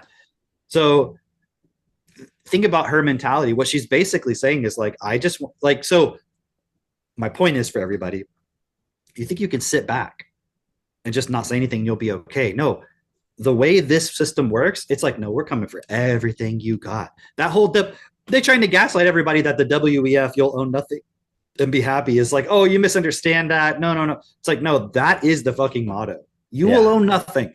And you will be happy because if you're not happy, you know what you're going to do? You're going to talk about reality and the reality of what's going on. And then they're going to say that's hate speech. Dang. I thought I had. Because they're going to say you hate these people in the government and so forth. They're going to say it's hate speech. It's V for Vendetta, dude. When you were talking about looking at the politicians as this like sacred class, basically, where we can't question them. It's like right now that is still the image everyone has in their fucking mind, is you see this politician as someone who's special and you see the average person as someone who doesn't fucking matter. And the actual way forward is when you look in the fucking mirror, for whoever's listening to this, you got to see yourself as that politician. And you got to see what it looks like to have hundreds or thousands of other people around us who are also willing to be in that fucking position, whether it's for 4 years or whether it's for 20 years. But it's like, that is the only way forward. There's two reasons why you won't think that you can do it. One, because you think they're special and above you and somehow better than you, which equals you're looking in the mirror and you're actually thinking poorly of yourself. Right. Two, you don't have the network, the money, etc. Okay. So we have the process for both. One is you need to work on yourself and like let go of all your doubts and fears and realize the equality, that they're just another human being. And yes, they did have the network, but the only reason why that network was leveraged for them is because they'll go in and do what's not best. So where is this other network going to come from that's going to support what's best? Right fucking here. They're like, what? Well, it doesn't exist. It's like, do you see why we need to change the system? The fact that network doesn't exist. Now, at the same time, there's some who are starting to, like your Elon Musks and these guys, but it's like, do you fully trust them? Yeah. Do you fully trust Trump? Do you fully trust JD Vance? Like we was talking with Katie today, it's like the problem with the Republican side is let's just get rid of all abortion. I don't care if your 14-year-old got raped by a African fucking migrant or some shit, like eating cats on the subway. Like, dude, doesn't matter. And it's like, well, yeah, that's crazy too. But here's the thing. You can't pick and choose. You either got to have total fucking democratic dictatorship of everything, and the only right you have is an abortion. Yeah. Or the only right you don't have basically is you can't get an abortion. You know what? I would choose that one because we can solve the other problems. We can get some more time and space. But I can have an abortion in the middle of World War III. Great. Right. It's like, let's get our priorities straight. But then the point is, if we as a group don't stand up, do you see, like, no matter which side you're on, there's going to be a problem. Right. Because 4 more years is going to come around anyway. The way that it's like, yeah. Get your abortion 4 years from now. Well, I mean, every state can, vote for their own abortion rights. Like here in Florida right now, I just looked at the amendment that they're making. Technically right now, you can get an abortion at 6 weeks, but anything after 6 weeks, you're not allowed to do unless it's one of those circumstances where it's like of rape or incest or something like that. How would you not know for 6 weeks you got raped? Oh, I guess you wouldn't necessarily know you're pregnant. You wouldn't know you're pregnant, I guess. Yeah. But that's the point is like, okay, but many people are just finding out at 6 weeks. So then like, are there any states where they're like, there's no exceptions period? Not that I know of. But the amendment now for Florida that's on the ballot is abortion until the baby's viable outside the womb, obviously. So that's around like 22, 24 weeks is what they say, right? Unless it's going to cause harm to the mother. Or if it's going to vote Democrat. Or if it's going to vote Democrat. Unless you got raped in a Disney, in which case, as long as they're going to be trans, then you cannot have it. You can? Now, check this out. So I know you wanted me to show the RFK clip, but I wanted to show this one first, based on like the whole Kamala is like looking for the money from the state. Oh, yeah. But I loved seeing this from Trump. Yo, listen to this. Anyone homeschooling their kids? And I will deliver universal school choice, empowering every parent to send their child to the public, private, charter, or religious school that is right for them. Or homeschool. Listen. And I will allow homeschool parents to spend $10,000 a year tax-free on costs associated with their a year, boy! Let's go! That's great. Let's go! That's amazing. Right? That's what we need to create. It sounds like a tax break is what he's doing. So it doesn't sound like he's doing like actually giving you $10,000 or whatever. Well, but still, I'm down for a 10 grand tax break at least. Yeah. All right, this is the RFK one. This is a war that should have never happened. It's a war that Russians tried repeatedly to settle on terms that were very, very beneficial to Ukraine and us. The major thing they wanted was for us to keep NATO out of the Ukraine. The big military contractors want to add new countries to NATO all the time. Why? because then that country has to conform its military purchases to NATO weapon specifications, which means certain companies, Northrop Grumman, Raytheon, General Dynamics, Boeing, and Lockheed, get a trapped market. In March of 2022, we committed $113 billion. Just to give you an example, we could have built a home for almost every homeless person in this country. We then committed another $24 billion since then, 2 months ago, and now President Biden's asking for another $60 billion. But the big expenses are going to come after the war, when we have to rebuild all the things that we destroyed. Mitch McConnell was asked, can we really afford to spend $113 billion to Ukraine? He said, don't worry. It's not really going to Ukraine. It's going to American defense manufacturers. So he just admitted it's a money laundering scheme. And who do you think owns every one of those companies?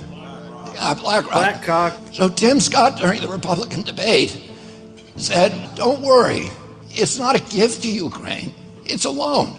So raise your hand if you think that loan's ever getting paid back. Yeah, of course it's not. So why do they call it a loan?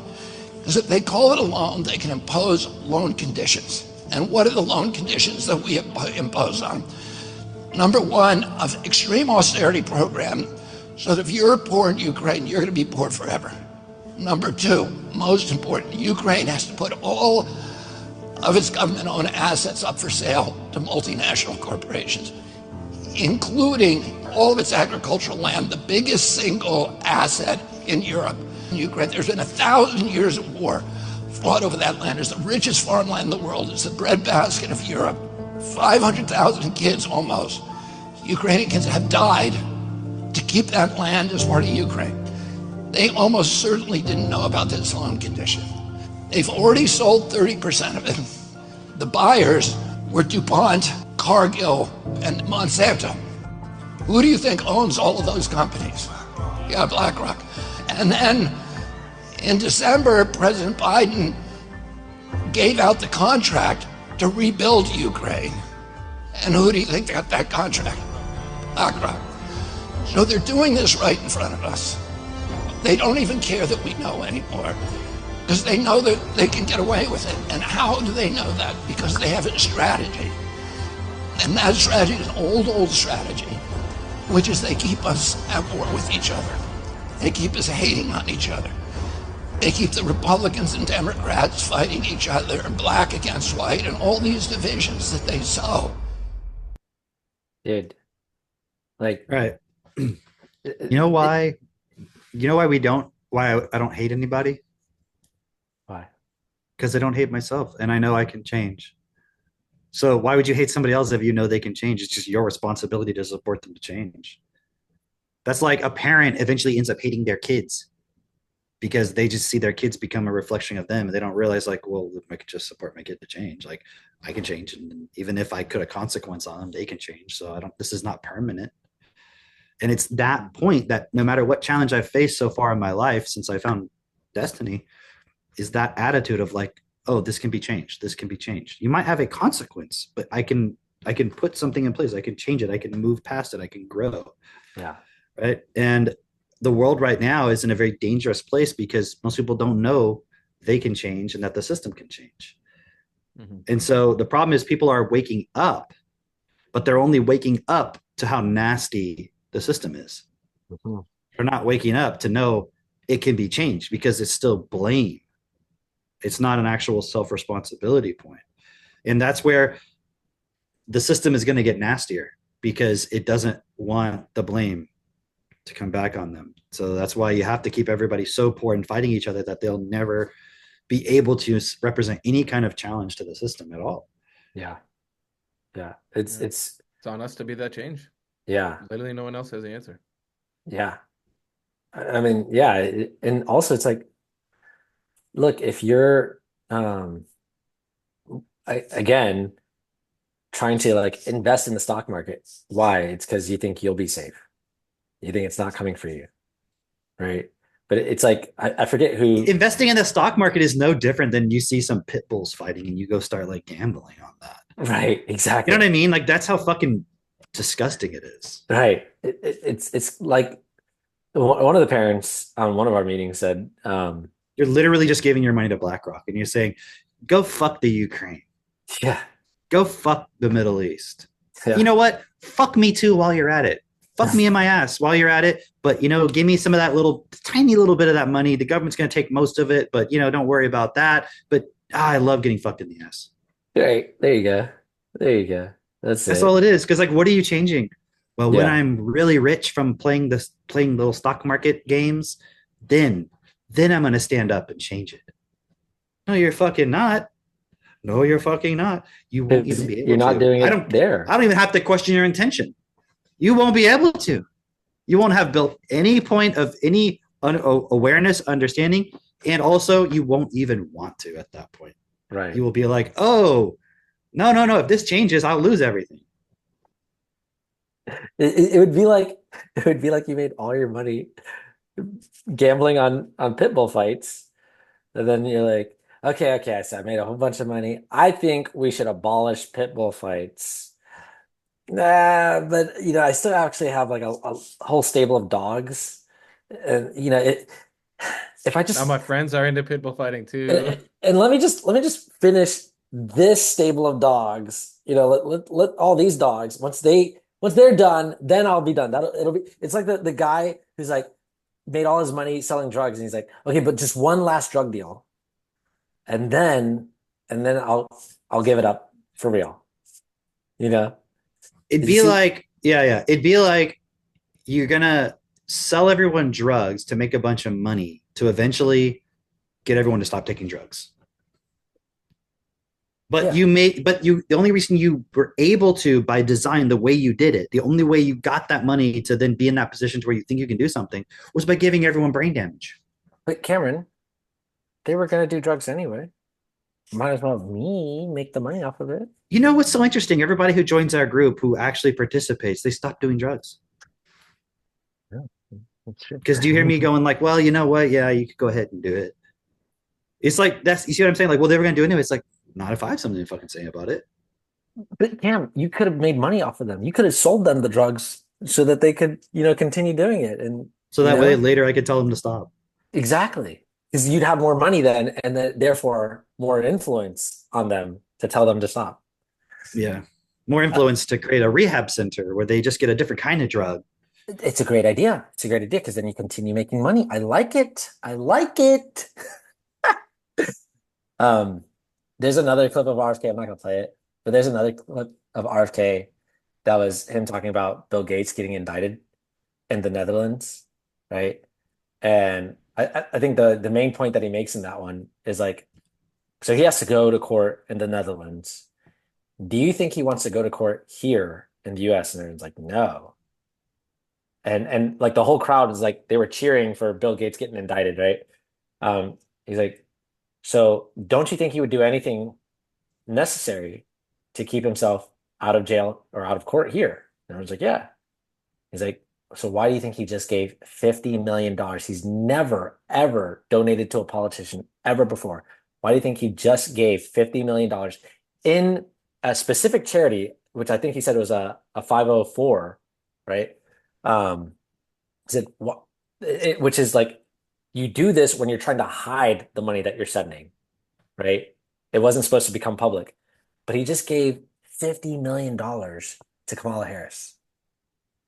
Why? So that he's not indicted and implicated in his role in selling vaccines here, which, by the way, what we were just talking about as far as investing in the stock, what did he invest in? BioNTech. How much money did he make? Almost 11 times what he put in, which he put in like $50 million. He made 11 times that. They're like, not only are we going to solve the problem of us not having the money for their pensions. Yeah. We're also going to make money from that. Yeah. That's how fucking evil it is. And that's the thing is the people, that's like, oh, I'll change the system later when I'm rich. Like, that's not how you get rich in that way. Like because that game is exploit the problem and make money from it getting worse. And then think about it. What is Bill Gates invested in? All the health and vaccine shit. So when people get sicker, and all the food and agriculture and all that shit. Yeah. Yeah. And just in case you weren't aware, I know you listen to this podcast, you may think everyone knows that the leading cause of myocarditis is a jab in the arm, right? Well, here's just to show you, not everybody knows that. They are still shilling this stuff. Look at this. Hi, everyone. Mandy Cohen, director of the CDC, and I'm here with Senator Schumer, who has an important message for you about vaccines. And what's many good things about our director, one of them, she's from Baldwin, New York. We're urging everybody to get their flu shot and their updated COVID booster. They don't hurt. These shots don't hurt anymore like they used to when I was a kid. And they do you a lot of good. Please get your shot. It'll avoid a lot of pain later. Myocarditis does not hurt, just so you know. That's what he's saying. That's what he's saying. But the caption here, for those of you just listening, they're calling for all babies to get 3 mRNA shots by the age of 9 months old. That is insane. They just keep going. They just keep going. That is insane. Like, when have you ever heard of a baby needing a COVID vaccine? Like, it's just insane. Absolutely insane. Right. And they also tell them to drink formula and shit. Right. You know. Right. Along with all the other vaccines they get. It's crazy. It's crazy. And it's like, again, the truth is like so right in front of your face. Oh, look at this one. Did you see this one? Did you go through this thread that I sent you? So this woman goes, and I'm guessing she's in the UK, right? But she goes to this bar. She just puts up these signs. They said they're not saying anything. They just silently put up these signs and then they just drink their drinks at the bar, right? And they said people were coming up to them.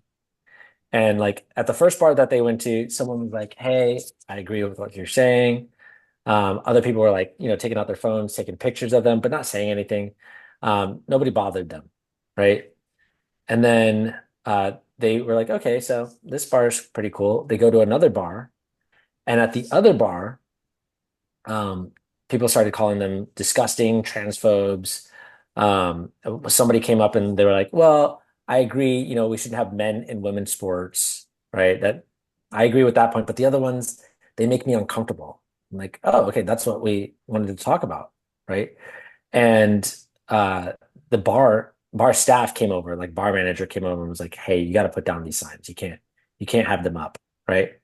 And they're like, "Okay, well," so then they forget that the bar manager just came over. And then all of a sudden somebody runs up and squirts ketchup all over the signs, all over the women. The whole thing and it was women who were putting up these signs, by the way. It wasn't like men or anything. It was just women, right? A group of women.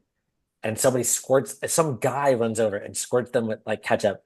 And then then he runs away. They didn't see who it was. Then they're like cleaning off the ketchup. And they said he comes back over and throws beer in their faces. And they're like, "We think it was the same guy." It's like, and then he runs away again. Like, what kind of, clearly, this one, I don't know. This one maybe, or maybe it was this one, a man in a dress. It's a man in a dress. Maybe that one really offended them, But then afterwards, then the police get called, and it said that these women were the ones spraying ketchup on people and, throwing their beers on people. It's like, what? They didn't, like, they're just lying. They're just lying, right? And so I just found that really, fascinating, I guess. But it's like, again, the point all because they had signs that say things that are obviously true. Exactly. This is what I meant by the hate speech. You see what I mean? Right. Like, you're just saying stuff that, like, you're getting upset that things are happening. You're upset that your kid is in school and their daughter's in the locker room and they have boys in there with their dicks out. Right. Saying that they're girls, and you're upset. And then you're saying that you're upset about that. It doesn't make sense. And then they're saying you're hateful. Right. Right. Remember when we talked about this book? Yeah. Like a million podcasts ago? Yeah. That was like that was like one of the first things I read in college where I was like, oh. Yeah. But I just like the comment the person wrote about Disney World. That was why I sent it. Yeah, Disneyland is presented as imaginary in order to make us believe that the rest is real. Like, it's crazy. Like, oh, you think the news is real because Disneyland is fake? Yeah. It's like literally when you go to Disneyland, you realize all those are like fake buildings and shit. Yeah. You know what I mean, it's like not a real castle and all this. It's like that's the news. It's not real. It's a lie. Like Scott Adams is just figuring this out. Which is crazy. He like made his money from a pretend cartoon that he made. Right. Right. He's like, but that was real. That was real, wasn't it? I thought Dilbert was real. I thought he was a real guy. Well, I loved this. I'm only gonna play a little bit, so we don't get like a copyright strike or whatever. They totally stole. They stole our self-perfected. Look at Mitch's hat. Yeah, right. We did it first. It's all right, Trump. I'm okay with you doing the Trump. Look, show the hat. Show. Yeah. Look at that. We did it first. Yeah. Dark Destiny. Similar wavelength. Yeah. Similar. No, dude, that's like. I thought this was awesome. He's giving self-perfected vibes. Let's go. Dude, did you ever watch WWE or WWF when the Undertaker would come out? Oh man, what? I do remember a kid in high school, like when we would say that it wasn't real, he would get really mad. Oh yeah. It's like, why can't you just know it's not real, dude? Yeah, it's real. It's real. Santa Claus is real. That's like us with the news. You're like saying that 60 Minutes isn't real. Like, right? You're like, are you saying that's not real? Santa Claus is real. What about the moon landing? What about I'm just saying, look at NASA's actual website and look at the official photos of that vehicle. That's on the moon. Dude. I'll do you one better. Go to the National Air and Space Museum in Washington, D.C. and look at the spacecraft that they say landed on the moon. It's like they say it's the actual one. Yeah. I thought they lost the technology. They lost the technology, but they have the actual craft. Right? They still have the technology. They just don't have the technology. Right.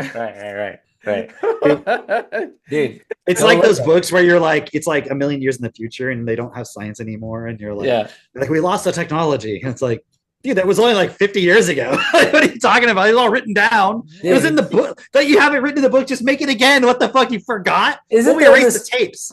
Isn't there this photo of a woman who's standing next to these like binders that are as tall as she is, and she's apparently the one who wrote all the code for. Just go ask her. She's still alive. Like, also, wasn't it like the most important achievement that humans ever did? And they were like, we just erased it. We lost the technology, guys. Actually, we just don't have it anymore. We just taped over it. Like, I really wanted to show. I really wanted Elon to Musk watch the final of WWF. It's a whole distraction. I wanted to record Wrestling Mania, and I accidentally recorded over that tape. I'm so sorry.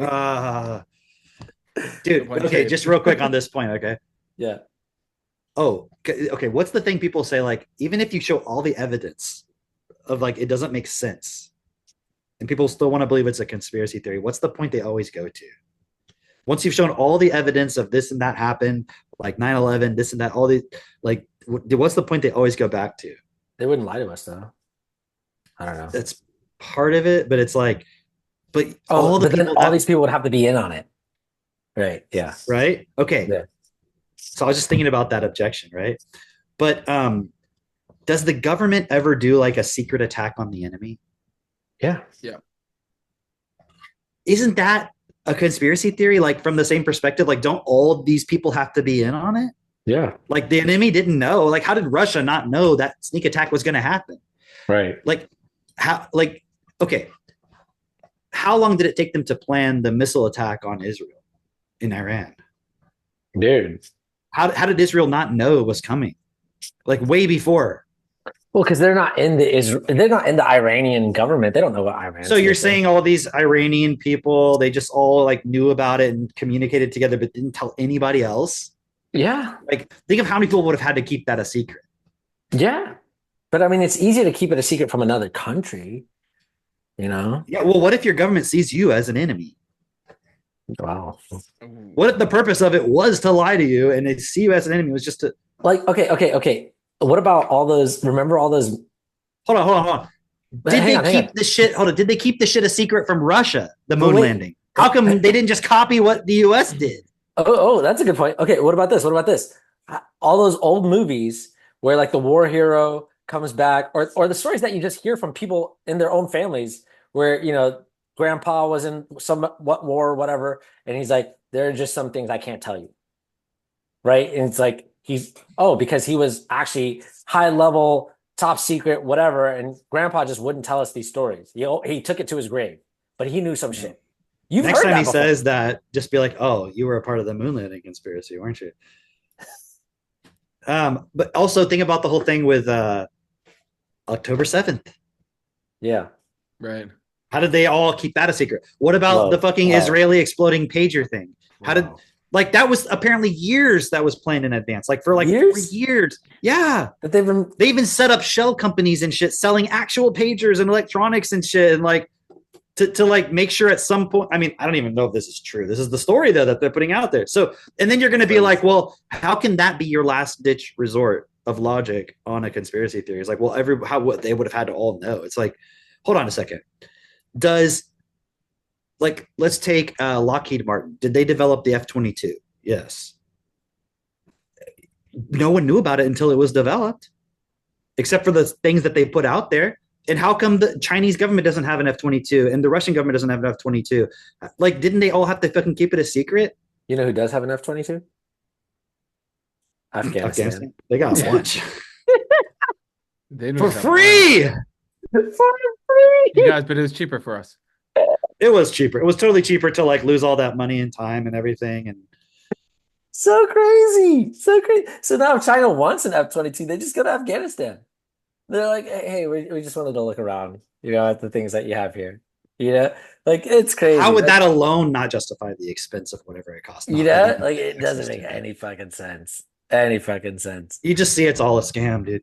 Yeah. Dude. All right, so what were you gonna? Okay, so I got a few more things that Trump has said that I'm like, dude, say what? Say more. The interview that he did on Joe Rogan, like Mitchell said, if you have not watched it yet, you go watch it. That's a good one. But also it's starting this trend. It's starting this amazing trend, which let me just play this real quick. Before I do that, let me just play this. Interview's at 27 million now. 27 million. So this is what I've been telling Christine. Like for every hour that it's been up, it gets 1 million views. At least that for the first 24 hours, that's what it was. For every hour that it was up, it had 1 million views. But that was just on YouTube.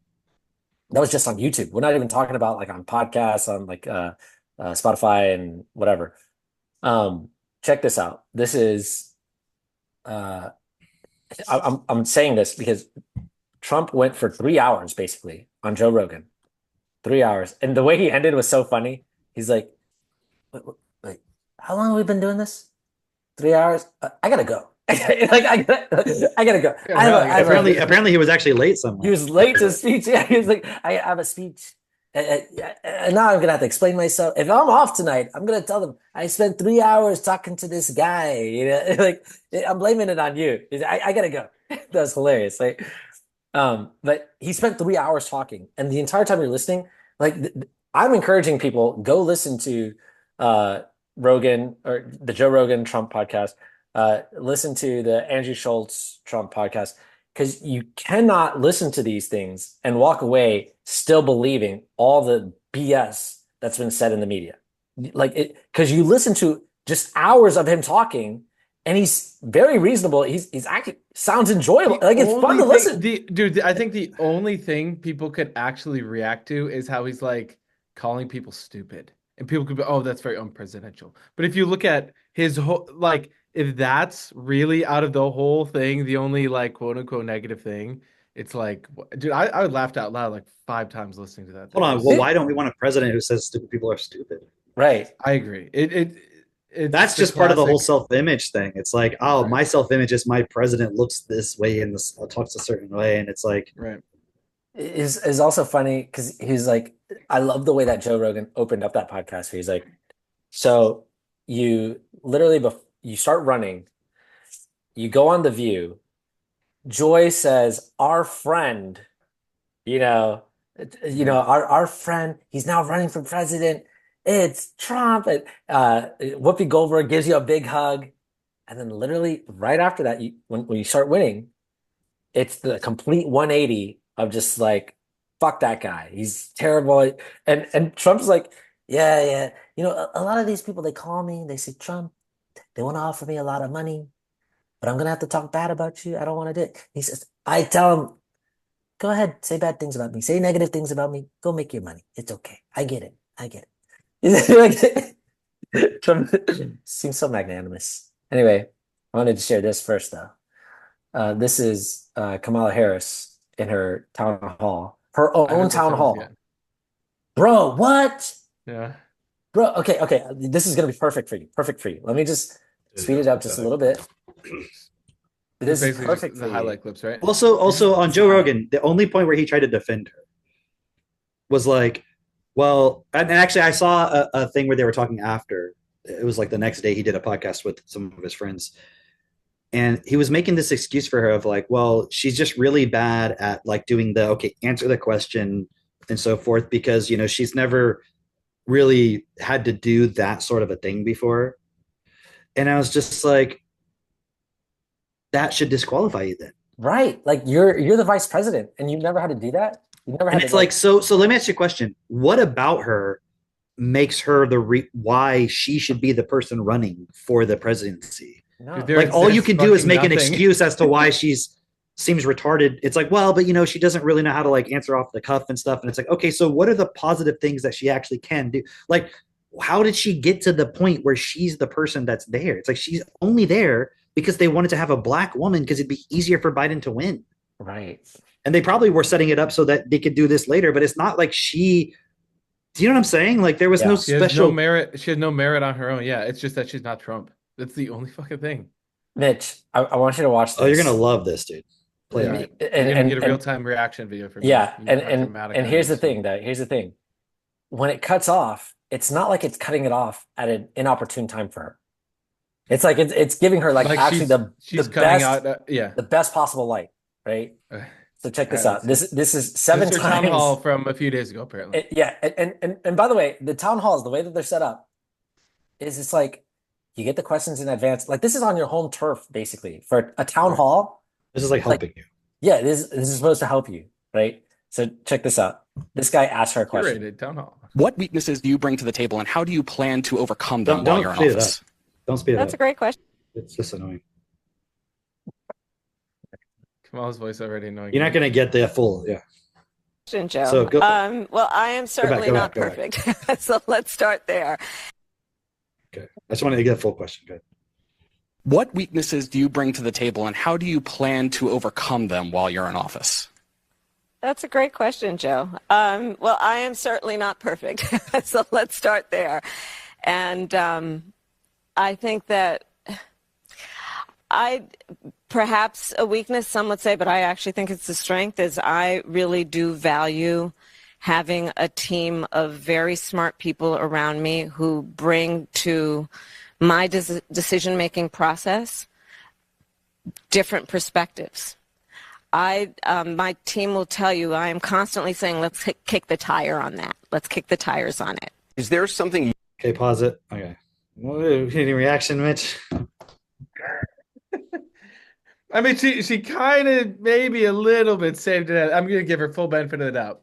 Right. So she's like wanted to kick the tires so like she can kind of test different ways of looking at things. The question was, what is your weakness? Right. What weaknesses do you have? And how are you going to overcome them? And she said, my weakness, although I think it's a strength, some people would think it's a weakness, is that I surround myself with a bunch of people to get different perspectives. And I like to kick the tires on something. How is that a weakness?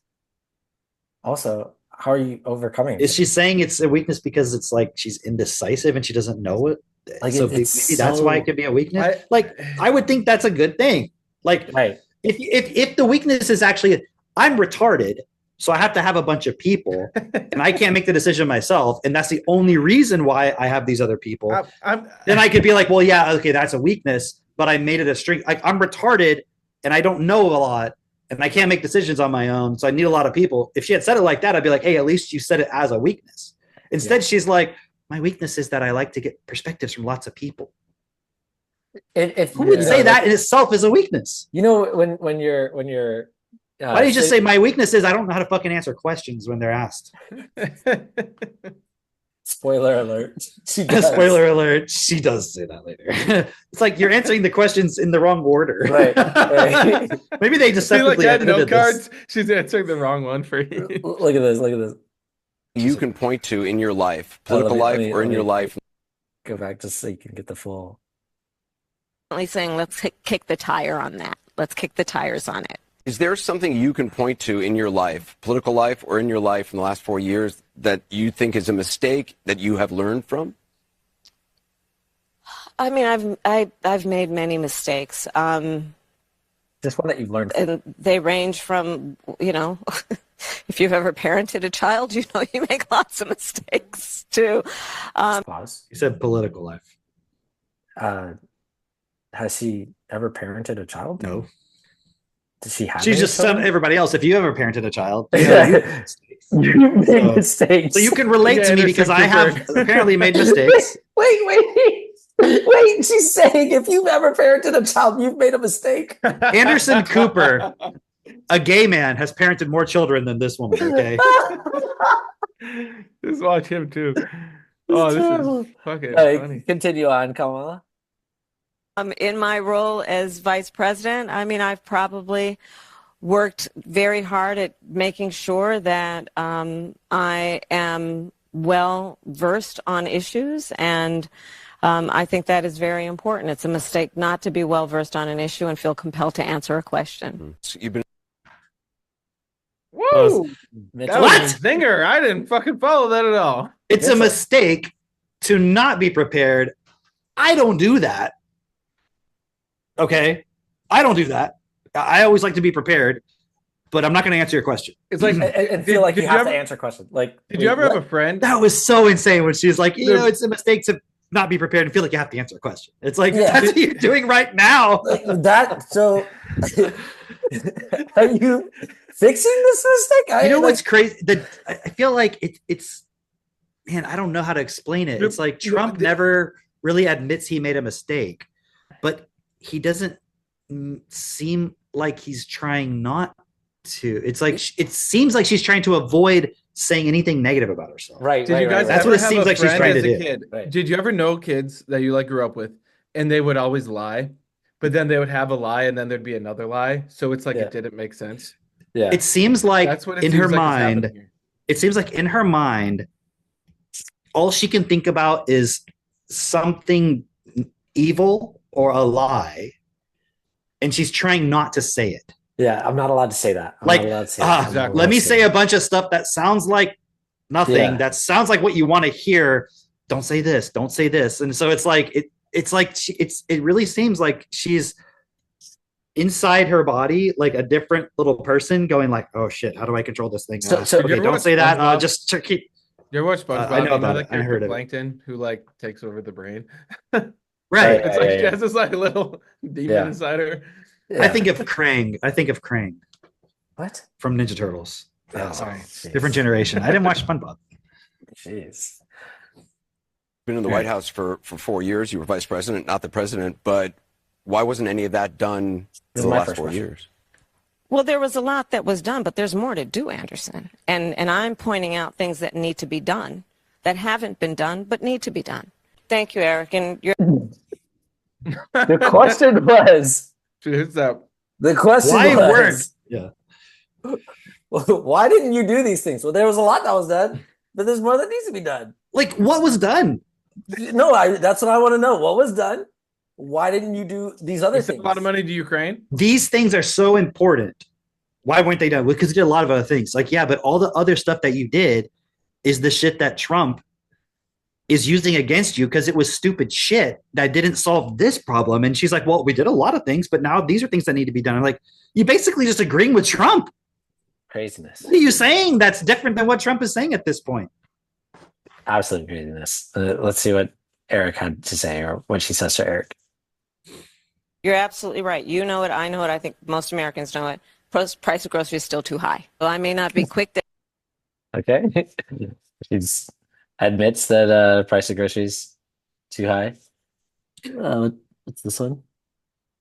Price of groceries is still too high. Well, I may not be quick to have the answer as soon as you ask it about a specific policy issue sometimes, because I'm going to want to research it.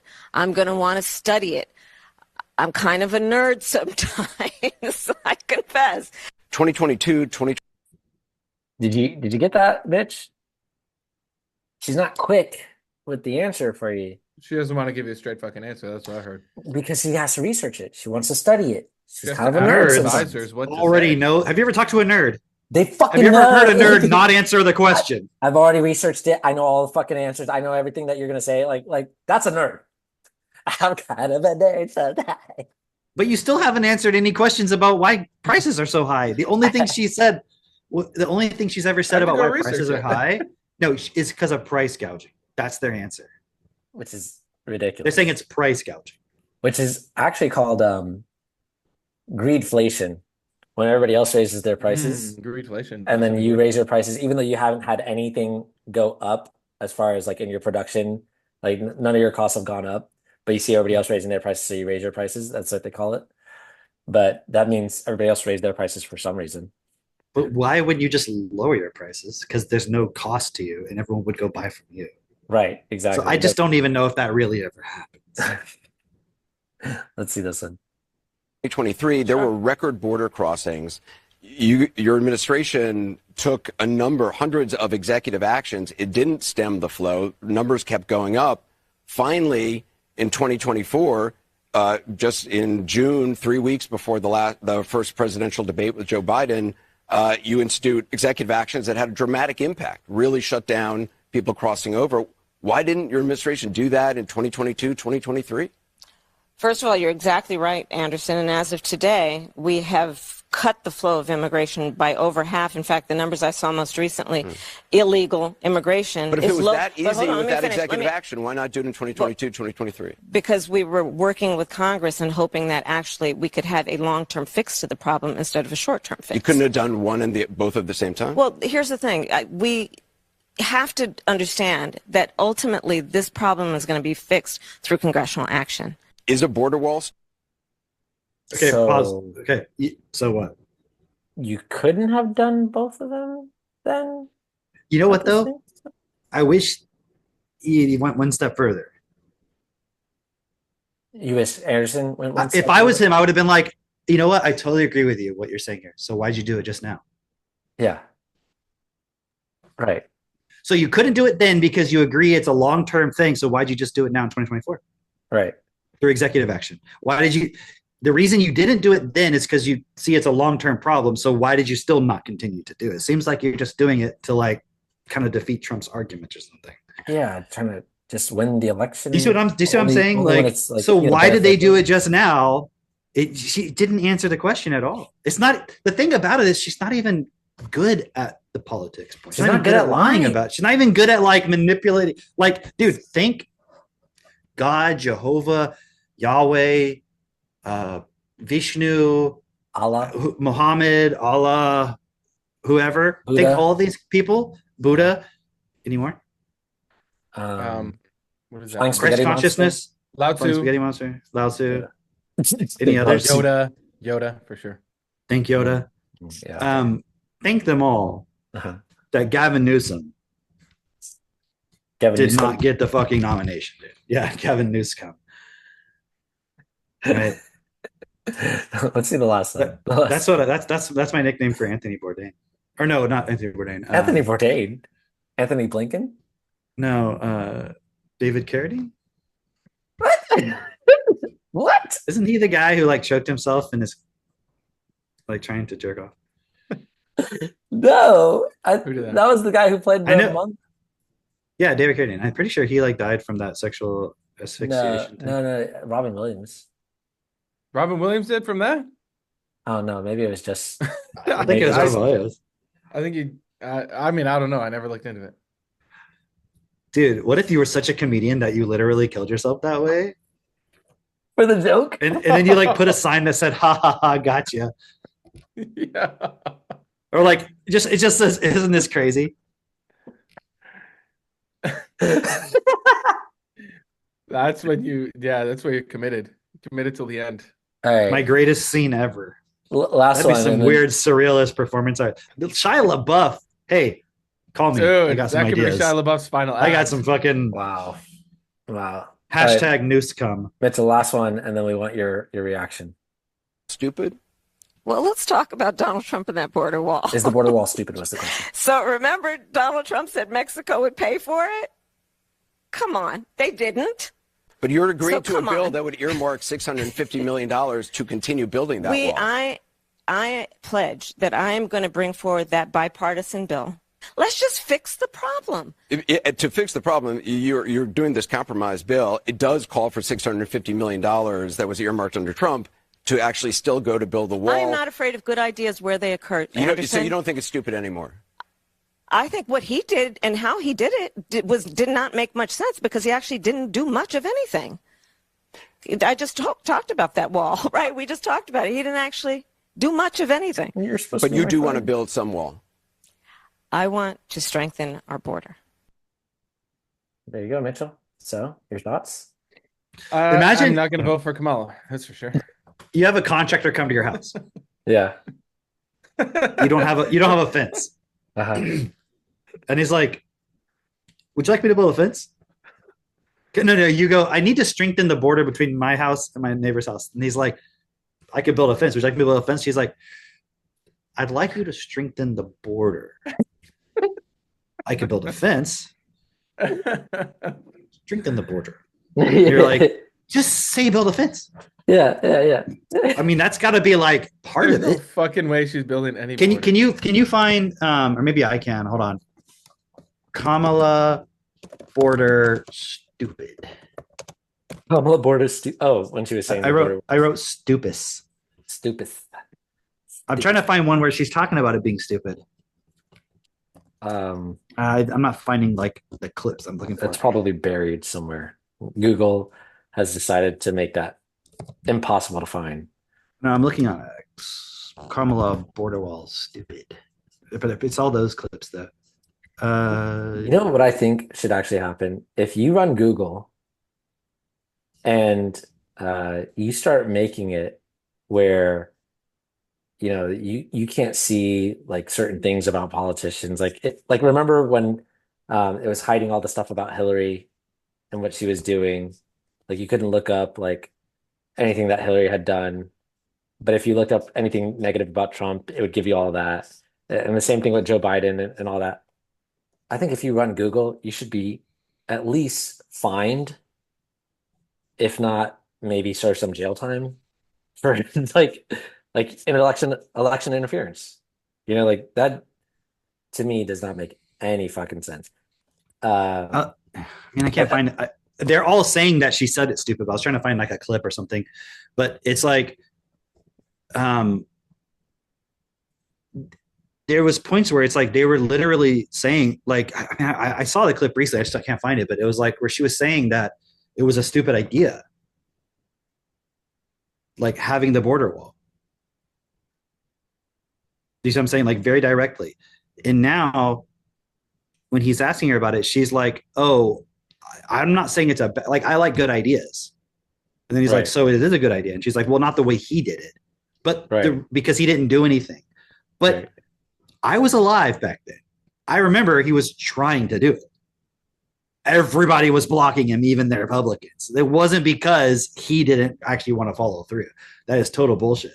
So it's like, again, like that point where we were talking about earlier, where it's like you're creating the problem and then you're using that to justify why you need to solve the problem. And it's like, it's not that the border wall was a stupid idea anymore. It's that like Trump was just lying to you about it. And it's like, no, you literally go back in time 2, 3, 4 years ago. You were saying it was a dumb idea because that's what people wanted to hear at the time. Yeah. Because she was just against what he was saying.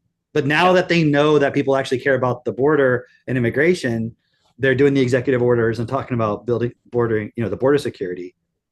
Why are they talking about border security? I don't understand. You don't understand?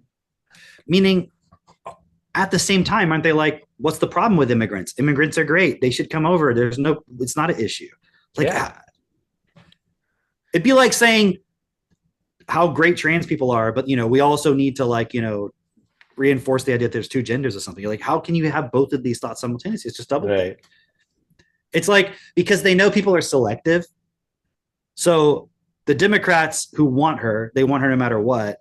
They're not going to care. They know she's being politically expedient. But the people who are like the independents they're trying to go for, who want the border security, like, oh no, she's for that. Because they can't fucking read and pay attention and remember things that happened 4 years ago. Actually, think about this. All the stuff that's saying, like, you know, the same problem with the reading, because their attention spans are really short and they want the quick stuff. That all helps play into the point people can't remember anything that's ever happened. Yeah. Mm-hmm. So your education system isn't based on really actually learning anything and knowing anything. Then your attention span is fucked because you just want dopamine. That's the real problem. It's like, I don't want to read a book because I don't get that constant supply of newness. You know? Yep. Dude, remember, I was looking for where Kamala calls the border wall stupid. I see a lot of articles that are referencing her having done that and like therefore switching her opinion, but I can't find the actual. Yeah. But that's just because everything's dominated by the most recent thing. Yeah. That's fascinating. You wonder too, like with Anderson Cooper, how he's like, you know, it's always interesting when he'll like push back, right? But it's like a fucking act. But it's just, it's fascinating to see it in action. And like that was the final cut. Like that's what made it out to the public, was that, you know. It is weird. Well, yeah, it is weird though that, it's weird that they're pushing back when at the same time you're like, don't they support it? It's very right, because I my guess is they're like, oh yeah, we wanted to feel like, oh, we're grilling her, look how tough she is, right? Even Anderson Cooper, because it's like they still have to get ratings and stuff, and yeah, it's very strange. It's almost like enough where you can't be like, oh, it's all one-sided clearly. So it's like the system. Yeah, that's my thought is what it is. Yeah. Dude, Frank Luntz is saying that Kamala is not polling well. She's not connecting with voters at all after the last statement. Isn't it crazy? He has to like do all this crazy analysis to realize what you can obviously see with your own fucking eyes. Right. I saw the it's like everyone's outside being like, wow, what a nice beautiful day, and this guy's like, hold on one second, everybody, and he's like in here like doing like fucking differential calculus for like 5 hours and everything. He comes out, he goes, guys, I've proven that the sky is blue, and you're like, yeah, no shit, dude, I didn't need all that fucking I've proven it is a beautiful day out today. Like, guys, the sky's beautiful outside. And you're like, yeah, why don't you just come outside? Yeah, we know. Yeah. Wow, craziness. No, I can't find it because, like you said, everything is within the last 2 days. You know, it's not going to show anything from the last few years or whatever of her saying the border wall was stupid. I'd love to find that though. But okay, what else? What else we got going on here? I just saw the mayor of New York as well. I mean, he didn't come out. I don't know if he actually is supporting Trump, but he's saying like we shouldn't call Trump a fascist, which is yeah. Okay, so because he started pointing out the immigration problem in New York, and he immediately got indicted for corruption. And Trump said previously, he goes, if this guy points out, I think he pointed it out, and Trump said like he's going to get indicted, and then Trump was right. He called it. And then and he said he even talked to the guy, and then now he's kind of like. It's almost like you're seeing the same thing with Cuomo, where it's like you got fucked, and then you're like, all right, you know what? Let me switch sides here a little bit. Right. Yeah. Well, it's interesting because today is a huge event at Madison Square Garden, which is like fucking downtown New York. MSG. Maybe he wants Trump to pardon him over the corruption stuff. Maybe. But you got. Is he going to be there? You got everyone from I would imagine if it's in the city, he would, but. You got everyone from Grant Cardone to Tulsi Gabbard to all of them, and then obviously Trump will be there. But that's pretty ballsy to do. You know, 10 days to the election, like you're in fucking New York City. But I mean, that is kind of his, home. But I mean, yeah, it's one of his homes. Dude, what does that show? He's going all the way, dude. He's like, yeah, fuck it, I'm not gonna just say anything. Imagine Kamala trying to sell out fucking Madison Square Garden. Oh, come on. You know, she would need Beyonce, Jay-Z. Which apparently Beyonce didn't show up or something. I saw everyone was pissed. Or she showed up, but she didn't perform. In Georgia. She spoke for like 3 minutes. Yeah. Apparently, and then didn't perform. She's gonna have. Wait, was that recently? In Houston, yeah. I saw she was in Houston. Just the other day, like she showed up and did a speech with Kelly Rowland for like 3 minutes and then left. And didn't perform. People were like, apparently people were like, "What the fuck?" And it was like Willie Nelson performing. Wow. And apparently Katie was, because I think Katie was saying they got like 2 million views on the YouTube video, and I was like, yeah, because people probably thought Beyonce was going to perform. Yeah, she's going to perform, or they just want to see Beyonce. I mean, but look at that. Like, no one's watching the Trump rally because they want to. I mean, maybe Elon Musk or something, right? But like, sure. But that may be why they tuned into that particular one. But I mean, okay, they'd show up 30, 50,000 people just for Trump. Trump on Joe Rogan, though. You know, that's got millions. Like, it's just Trump. You've seen Joe Rogan. You know what he looks like. I thought some funny thing. Somebody was talking about the whole Hitler thing, and they were like, Trump is just like Hitler. Like, this is just like, remember when Hitler in 1939 or 1930, whatever, like spoke to thousands at Madison Square Gardens, you know, and all this shit. Look, this is so. I wanted to show this on. Oh, also, real quick before you do that, like that point Mitch was making, we were talking earlier about like he comes on there and like there's how do you think this guy's Hitler? You know, it's like the most of all the things you could say about Hitler, right? And they're comparing Trump to that. But the only thing, if you press anybody, what do you really not like about Trump that you're afraid he's going to do? It's like he's going to take away my abortion rights. That's it. You know what I'm trying to say? It's like that's Hitler. That's it. Like that's the Hitler. Like, what about like he's gonna kill everybody? He's gonna kill like Jews and stuff. Like, no one thinks he's gonna do that. But they think he's going to incite hate. He's gonna not let you kill babies, and people are gonna be angry at each other because the imagine Hitler comes and he says, "Guys, I'm not gonna let you kill all the Jewish people." And hold on. How dare you take our rights? And you're like, what? The rednecks like you are all gonna be angry at the blacks. Not like me. I don't know why I'm pointing to myself, but like I know why. Why? Oh, because you learned about my little Kamala trick.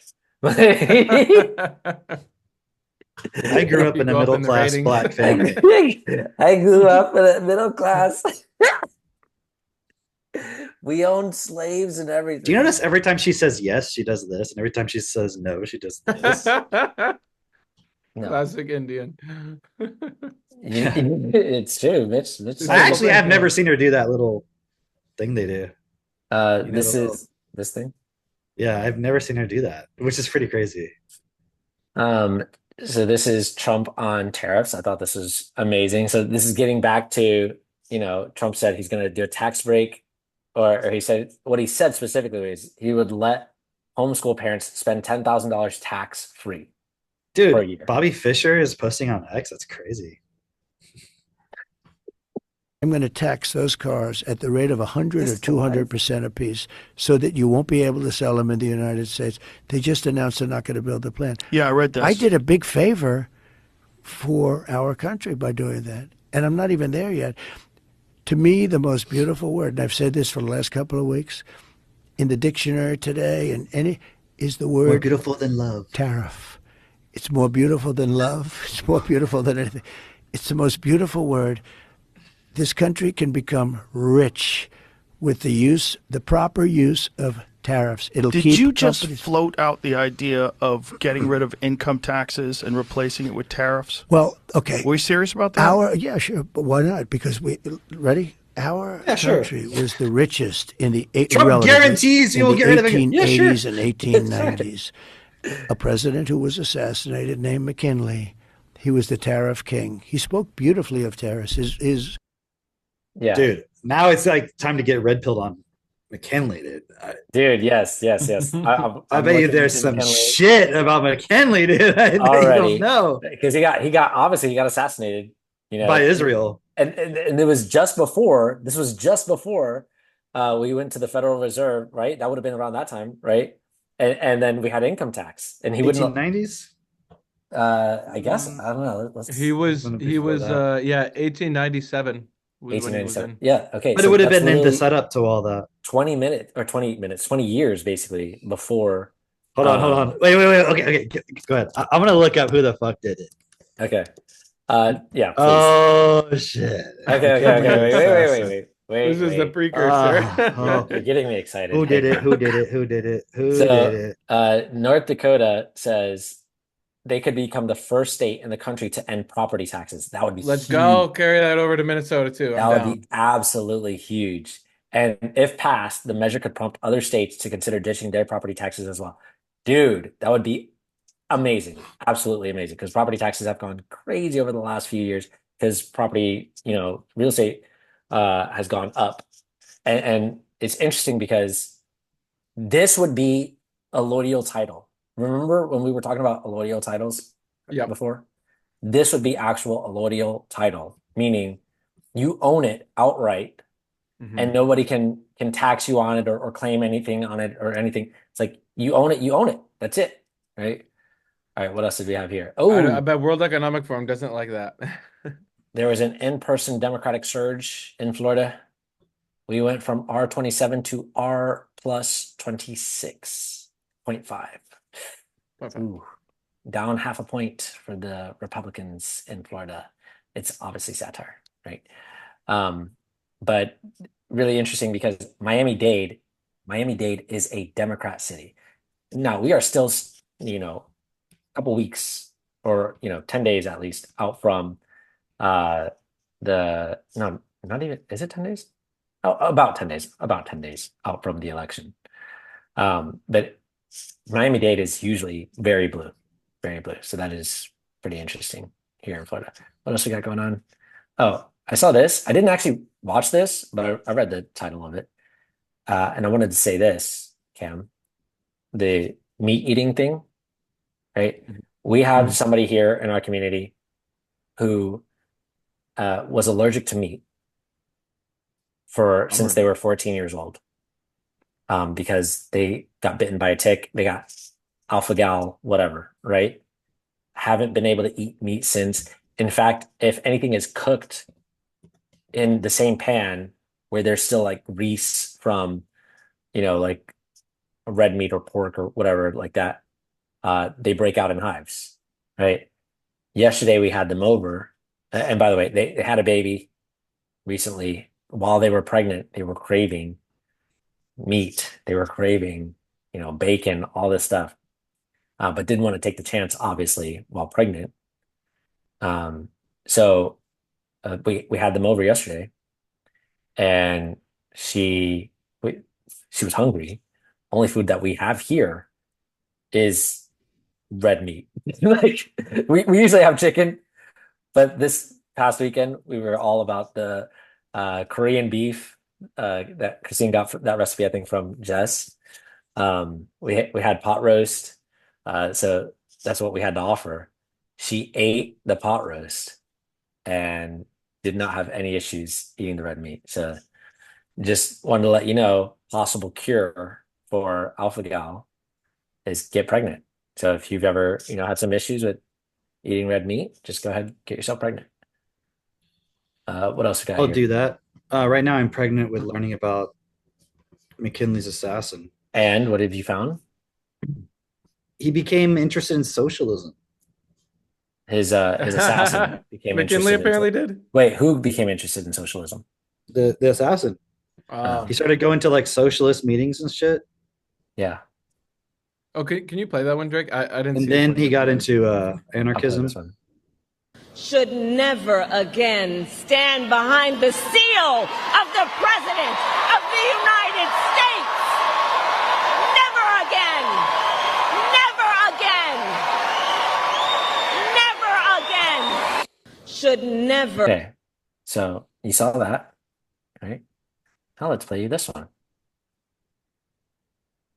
Stand behind the seal of the President. Same thing. That is the worst thing a man can hear. But did you see that screenshot I sent you? Just now? No, after that. Oh, was it? It was the Wikipedia screenshot showing like the never again. That's Oh, literally yeah, a Holocaust slogan. The Holocaust stuff. Yeah. That's they're repeating this Holocaust slogan. That's what it is. Right. Yeah. That's literally their point, is to associate the point with Hitler.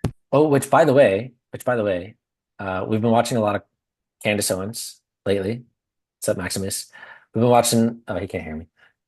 We've been watching a lot of Candace Owens going through the genealogy of Kamala Harris, and as it turns out, Mitchell, what do you think is her genealogy? Is she Like, black? what do I think is her parents' ethnicities? Yeah, like and beyond her parents, and like Okay, I've heard that I think her mom is from India and her dad is from Jamaica. Okay. I would guess potentially on some level her dad's parents may have some African origin. You'd think that, right? I mean, I don't know. The One news would can say assume. she's black, so I didn't question it. Oh, well, what if I Wait, told wait, you- wait, wait. What? Let me answer in the form of a riddle.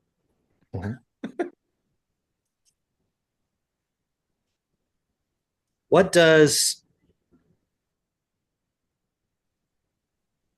the man who killed Lee Harvey Oswald,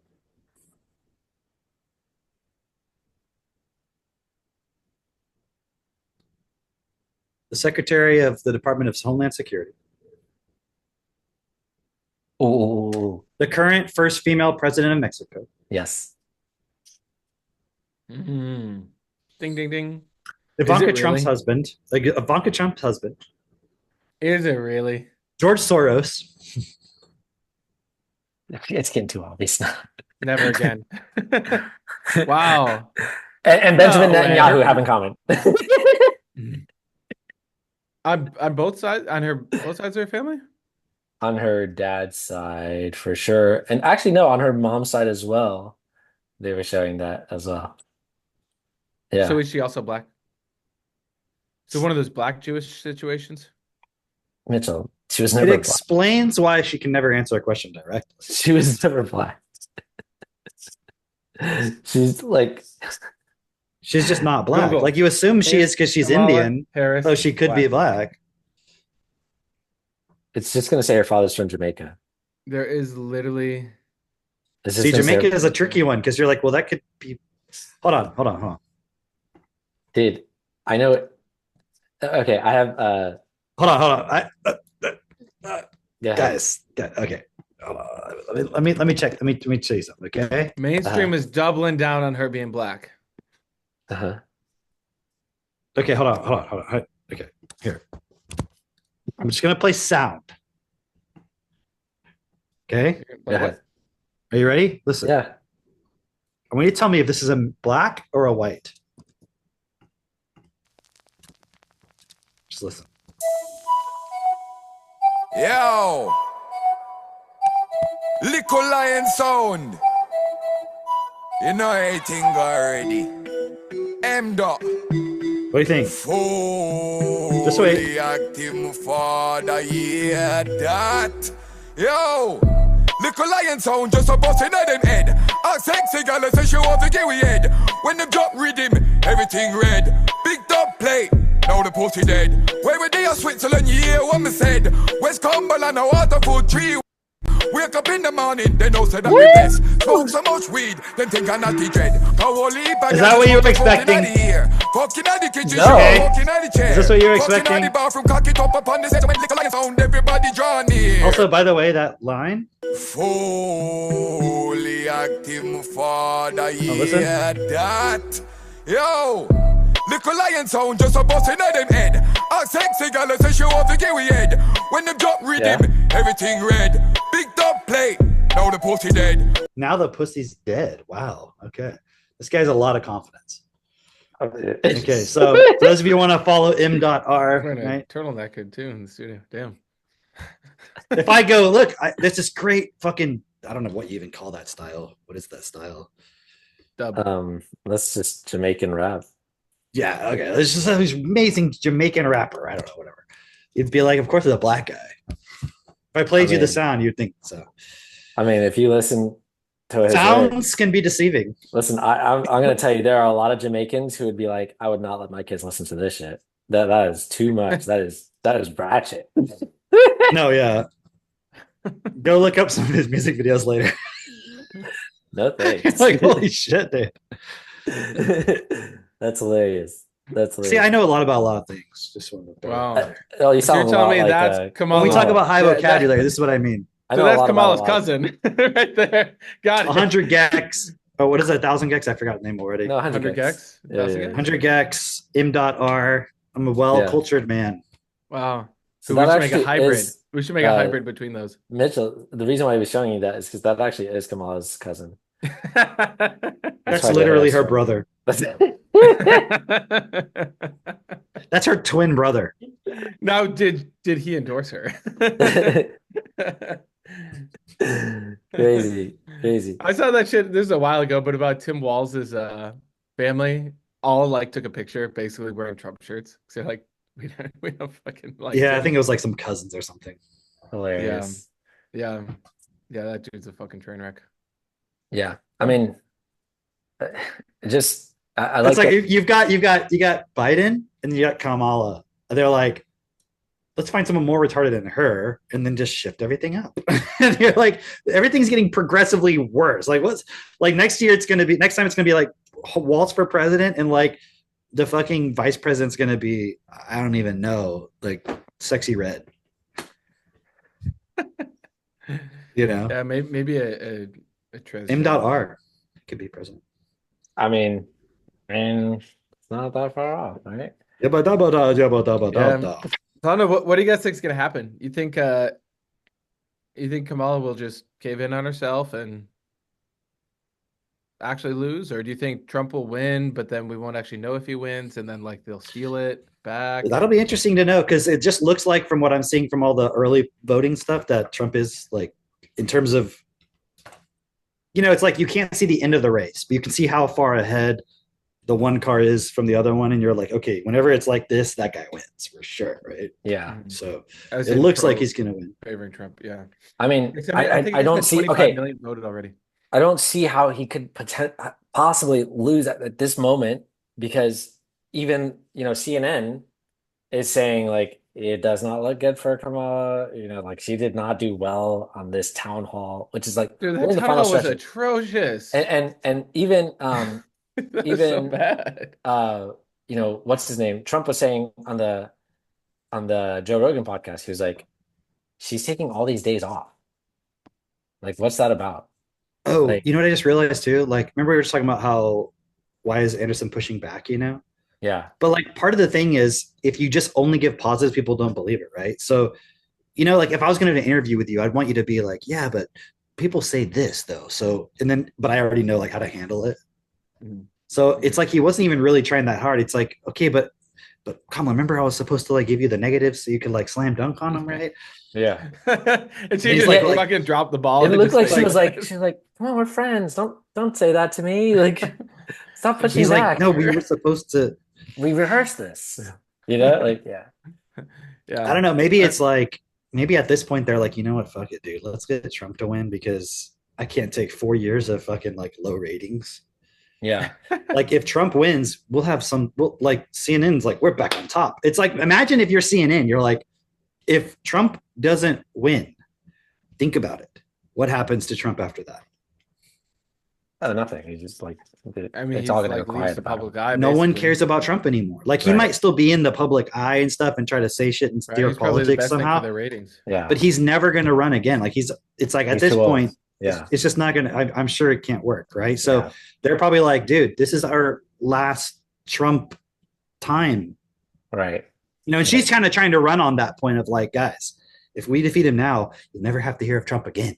And so Right. all the cat ladies are like, oh yes, please, no more Trump.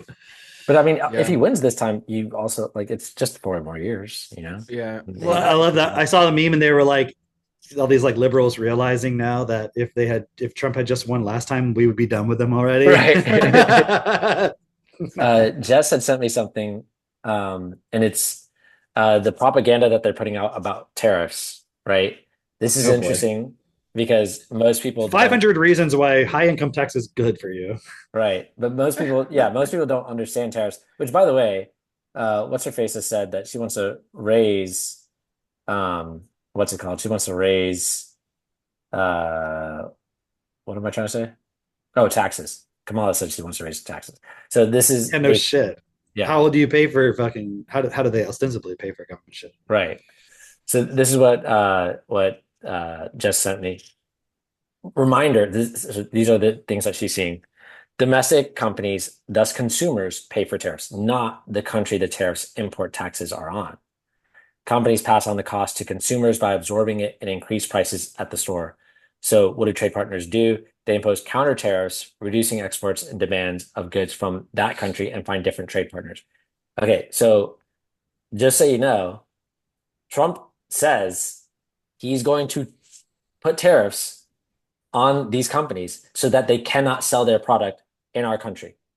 He says that really clearly, right? Like he's like, I'm stopping it because they're making all their money off of us anyway to begin with. Right. So that is part of the thing, right? But also, let me show you the other screenshots to tell me. Major tariffs imposed during the Trump administration, and it shows like furniture, consumer goods, medical equipment, pharmaceuticals, textiles, apparel, clothing, food, beverages, technology, raw materials, and chemicals, lumber, steel, all these things, right? And it says, while aimed at protecting specific U.S. industries, they collectively contributed to inflationary pressures, increased business costs, and dampened exports. And the ripple effects impacted the industries far beyond initial targets across the U.S. economy. So they're basically trying to blame the inflation that we have now on Trump's tariffs. That's only because they were doing it all in China. Right. And the problem is that these kind of arguments only make sense if you keep the system the way it is. And you're kind of keep it's like literally BlackRock fucking could have written this. Right. Exactly. Like, oh no, don't put a tariff on us. Like, what if, okay, think about this hypothetical scenario. Trump gets into office, they end income tax, they put the tariffs, right? And they stop immigration. Yeah. Don't you think we'd have to, as a nation, be like, all right, let's figure out how to fucking be creative and like make our country really awesome? We would have to. Also, I was just looking at this point myself of like, because somebody asked me, well, you know, wasn't the stock market doing really well under Trump and we had no new wars? How do you explain that? Because I was just saying, like, for the stock market to do well, or for you to get paid out from the stock market, you're going to invest, war has to be on the horizon, right? And they were like, well, but what about, you know, when Trump was in office, there were no new wars and stock was doing well. And I was like, oh, or actually they said the economy was doing well. And I was like, okay, well, that's different though. Because right now the stocks, quote unquote, are doing well, but the average person, how's the average person doing? Terribly. They can't afford shit. Everything's more expensive, right? And like stocks are going up, I guess you could say, because you got all these major investors and blah, blah, blah. And, you know, you got AI. I don't agree with the point that for the stock market to go up, the war has to be on the horizon. I think that's the part that doesn't make sense. Well, here's usually war is the result of like the inflationary pressure, the debt is too much. Like it's not necessarily that the stock market's going up. That's why you have a war. Here's what I was specifically referring to, like the defense contractors. And I didn't say that. Right. Yeah, their stocks. Yeah. But they're also some of the best stocks to invest in if you want to make a return on your investment. Right. Yeah. And therefore, war has to be on the horizon for that. Well, they didn't have war on the horizon. You have to have the threat of war. No, you just have to have like spending in the government. Okay. All right. You could have a big military stockpile without having war on the horizon. But then the point is, at a certain point, don't you have to use that shit?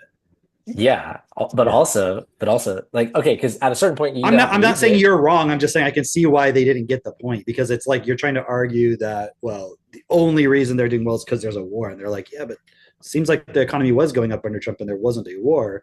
He was anti-war. You see what I'm saying? So they were confused. Yeah. And also the other thing is, if you look at it, it's like if people can spend more money, then the stocks will go up, right? Because it's not happening through just some investor investing and these stocks going up based on those investments or what they see. The stock market is such a fucking weird thing too, because it's like a company could literally do nothing. Yeah. Like you find out that the vice president like had an affair or something, right? The vice president of the company, I mean, like one of the vice presidents of the company had an affair, and then suddenly the stock price goes down. Did the company make any less money that day? No. Like nothing changed. Like people are still going to Walmart. It's not like suddenly they made less sales, but then their stock went down. Right. Like what? It's just so weird. This Just is the based on last- people's. This is the last screenshot, and as I'm reading it, I'm like, this sounds like, you know, we've heard of like Chinese propaganda. This sounds like something that could have been written by China. You know, like Donald Trump has proposed tariffs as high as 10 to 20% on all U.S. imports if elected, potentially higher for imports from China. He believes this approach can help protect American manufacturing and reduce reliance on foreign goods. Let's stop right there. Just would it not? Like, should we only buy goods from other cheaper countries? Like, do you get the implication of This is literally globalists and Chinese people wrote this to like make sure that you don't fuck with them. That's all it is. It's like imagine writing this and then thinking that you're being hey, that's the same person that was arguing with Katie about vaccines. Ironic. But anyways, yeah, it's not surprising. Dude, she's just anti-Trump. It makes perfect sense. Yeah, because Katie made a story about what was the point? It was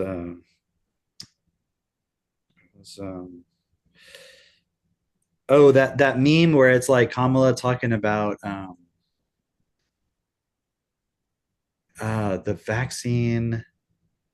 Oh, it was My Body, My Choice. And then it was like the thing about them saying you had to get the vaccine and everything. And they're like, well, they weren't talking about My Body, My Choice. They were talking about the vaccine. Like the My Body, My Choice is abortion. You know, but is it and like not still your body and your choice? But then Katie was like, okay, but let's actually look at the vaccine. Yeah. And then they're trying to argue about all that. And it's like, holy shit, dude. It's like, you can't see this point right here because you're so anti this other thing. And it's like, well, but because Trump is, you know, not for abortion, then I have to now somehow argue that the vaccine makes sense in some way. And like, oh, you weren't mandated it, you know, like no one lost their job because of it. And then I'm like looking, there's a thing where it's like these people in San Francisco that are getting $1 million each because they were fired because they wouldn't take the COVID vaccine. And they even said they would comply with all of the testing and stuff like that. And they still fired them because they wouldn't take it. I'm like, it's such bullshit that. Yeah, that's crazy. No, a lot of people didn't. Yeah. Anyways, in New York, the same thing, right? In New York, like a bunch of people who got fired because they wouldn't take the vaccine are now they have a. And even if most people didn't get fired, didn't a lot of people have the perception that they had to do it? Wait a minute. Didn't Kamala Harris say because of Biden's policies, we are now oh, dude. Like getting, you know, if you have 100 employees or more, they have to be vaccinated or some shit.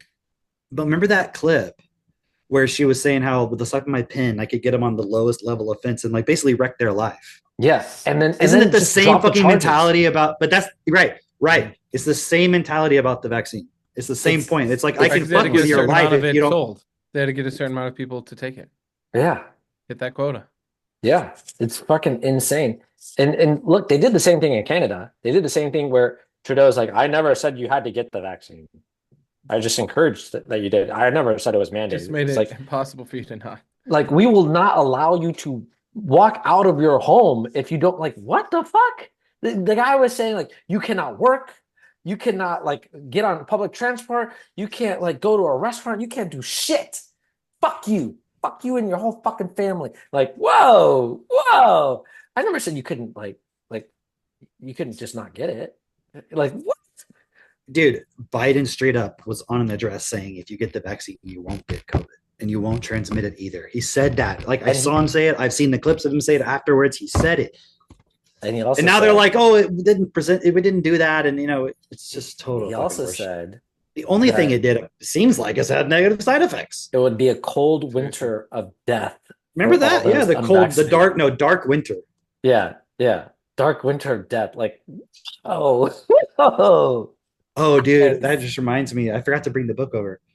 I'm reading Dr. Futurity, which is it's a Philip K. Dick novel. Okay. And the part that stuck out to me is like,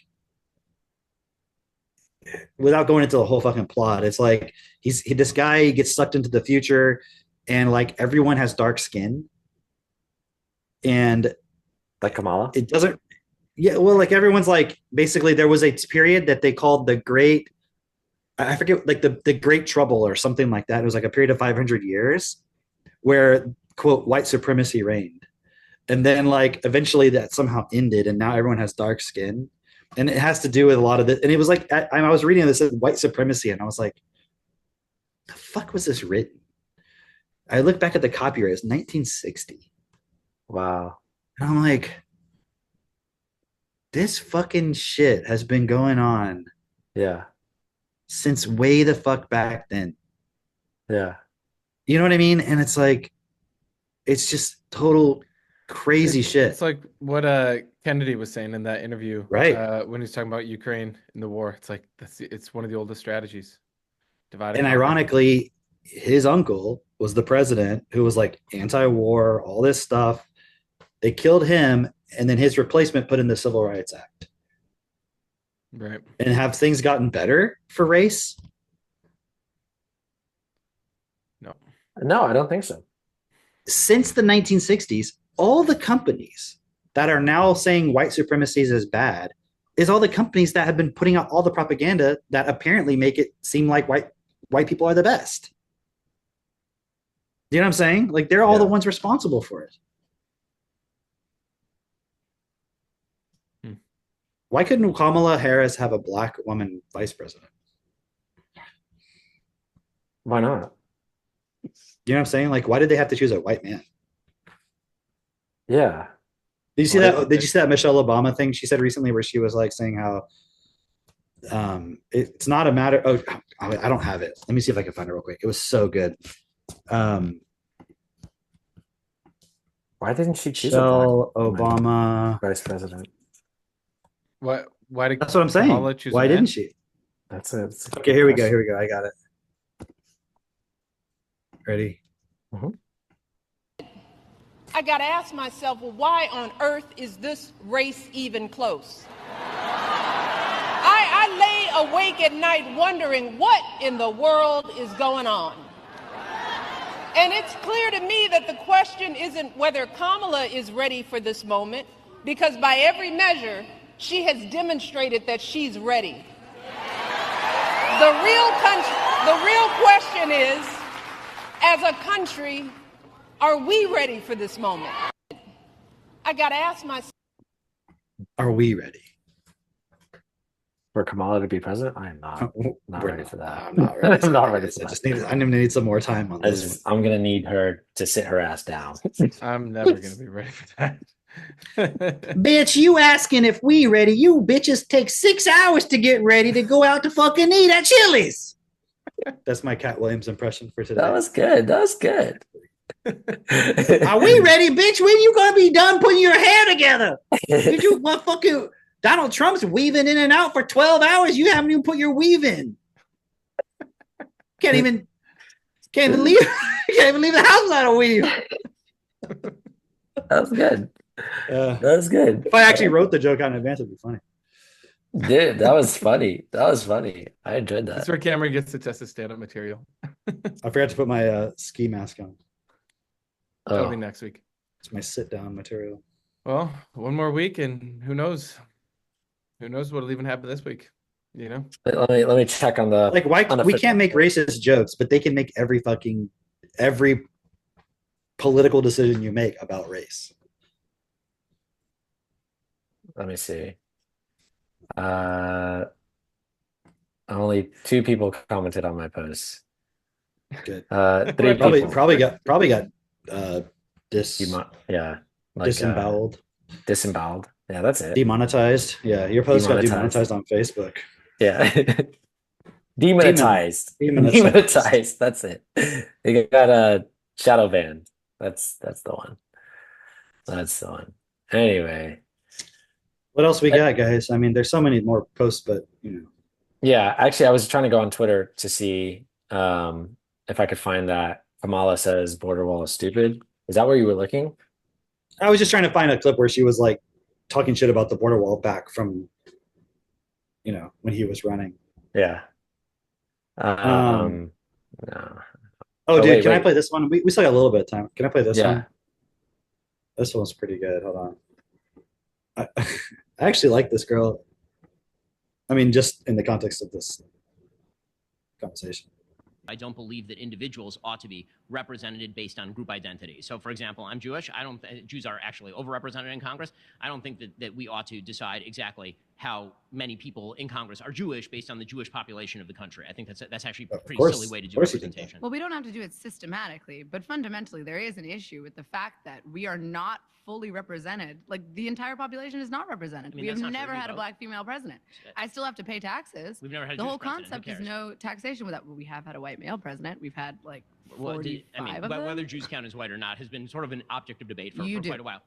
We do. Okay. You do. So, I mean, it depends according to whom, and that's a pretty recent development. Okay, so. Basically everyone. It's a religion. Judaism do you is also not ethnicity. agree that you are a white man?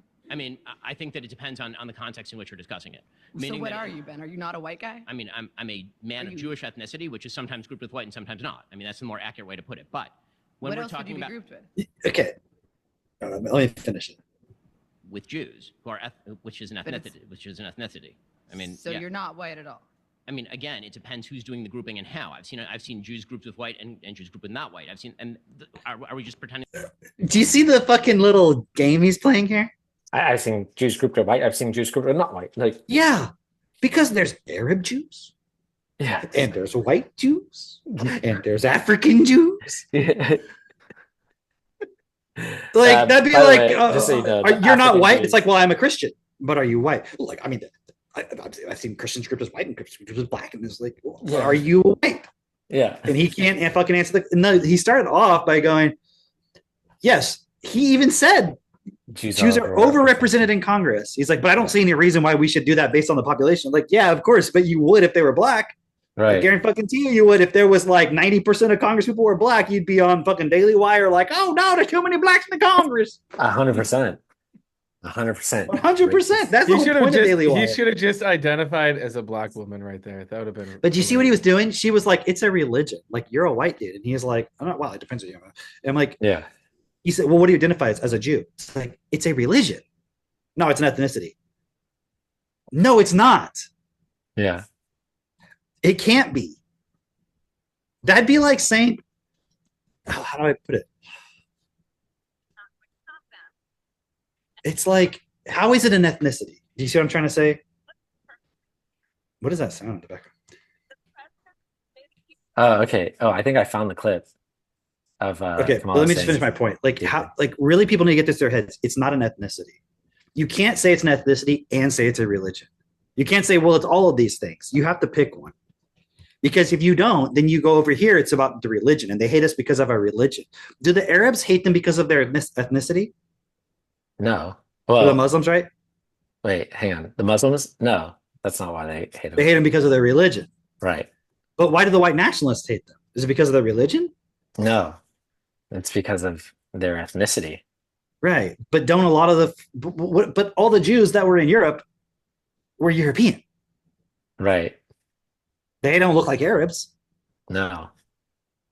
And then aren't there Arab Jews, like other Jews that don't look Arab? I mean, don't look Jewish. You see what I'm saying? Like, it's not, they act like it's this one specific ethnicity. Right. But yes, they're from all, but they're from there, from Europe, but they're from over here too. And so he's like playing this game where it's like you can be anything you want, but then Listen, sir. My old book that of imaginary figures says that I get to say whatever I want and you don't matter. So yeah, that's the problem with the whole thing about this Israel thing. It's like the only way you can justify, which again, it already exists. So now we got to deal. Now we have to like work together with it, right? But if you go back in time, the only way you justify it existing in the first place is based on you accepting their religion as valid. Otherwise, you know what I'm saying? That's the only argument you can make for why they have a claim to it. Can I share this clip? Oh yeah, sure. Okay. All right. I just have to get my Shapiro rant. I figured. I still think you should have said I identify as a black woman. That would have been funny.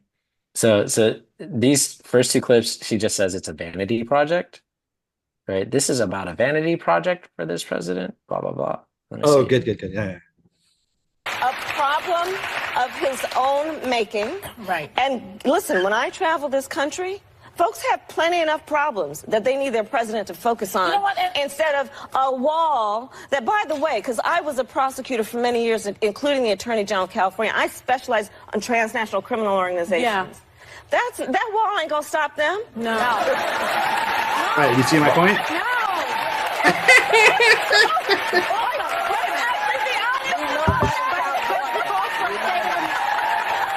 And folks, on the subject of transnational gangs, let's be perfectly clear. Anyway, so she said that the wall's not going to stop any of that. I guess at some point she said the border wall was stupid. Yeah, but it wasn't even about being stupid. My point was she was talking shit about the wall itself, saying Right. like we don't need a wall. Right. It wasn't about his execution of the wall. It was her saying the idea that we need something there. It's not going to stop them anyways. And then when he's like, so it is a good idea. She didn't say, no, it's not a good idea. We don't need a wall. She said, well, no, I don't think the way he wanted to do it was a good idea. That's how she responded to Anderson Cooper. Yeah. Right? Yeah. So it's just this, is that what we want for like the next level of our government, of America, of the presidency, of everything? Is like, now let's just go back into this, the next evolution of just fucking lie about everything in your fucking face. You say something one week, it's a total opposite thing the next week. The only thing you can say about Trump is that he exaggerates. He's so fucking committed to his bullshit that he still defends the vaccine.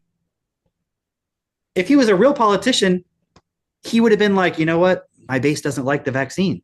You know what? It was he would find some way to like be like, yeah, it was a terrible idea. It wasn't my idea. It was never. He's still like, no, it was great. It saved millions of people. In fact, polio. And you're like, oh shit, don't bring up polio. Yeah, it's like, shut up, Trump. Like, and I watched the podcast of him after the fact talking about doing the interview, and he was like, yeah, when he brought up the polio, he's like, I didn't really just want to like totally contradict him, you know, but he was like, but I had to push back a little bit. Yeah, it was like Joe was like trying to kind of, I think, not like make him look bad, you know. Right. Yeah, man. Okay. Just look at that point real quick, because one of the things that he brings up is like she's flipped on 15 different topics. On 15, he's like, you know, it's hard to find somebody who flips on like 2 topics. She's flipped on 15. That's never been done before, you know. And it's like she has no ideas of her own, basically. And she's like, oh, well, when I hear a good idea, I just take it. It's like, okay, but you thought it was a stupid kicked the idea. tires. Yeah, we kicked the tires. Yeah, but when I look at the actual character she's playing, it's she will do whatever it takes to get the promotion. Well, you know about the whole Willie Brown thing, right? Yeah, but even with the truancy thing, yeah, it's like that's the kind of person that gets promoted. Yeah, it's like it's my job to figure out. Okay, like she did that as Attorney General. Yeah, as AG. Attorney General. It's like I thought it was about that role was supposed to be about like justice and shit like that. And instead she was like, you know what? I can use this position to get more money for the government. You That's remember... how she used it. Of course she's going to think about it. Why is she in the position she's in now? Because when they looked at the possible people to put in that position, they were like, who's going to fucking play the game the way we want it played? Right. That's why she's there. Not because she's quote qualified. It's so interesting because the whole thing they used against Trump was that he wasn't presidential. She's not presidential. No. You know, what's interesting is they asked Judge Joe Brown. You remember that guy? Okay, what was your impression of Judge Joe Brown when you saw him on TV as a kid? I didn't watch him on TV. Was he the guy? There was like. So I did not really have an impression. Okay. Thing? What happened? Are you talking like the guy who had like a TV show? Yeah. Yeah, I never fucking watched it. Okay, all right. My impression of Judge Joe Brown was he was basically like Judge Judy. Same thing. Yeah. You guys watch Judge Judy, yeah? I would always see the first like 4 minutes and then I turn it off. Pretty sure Judge Judy's pretty based also, actually. Listen.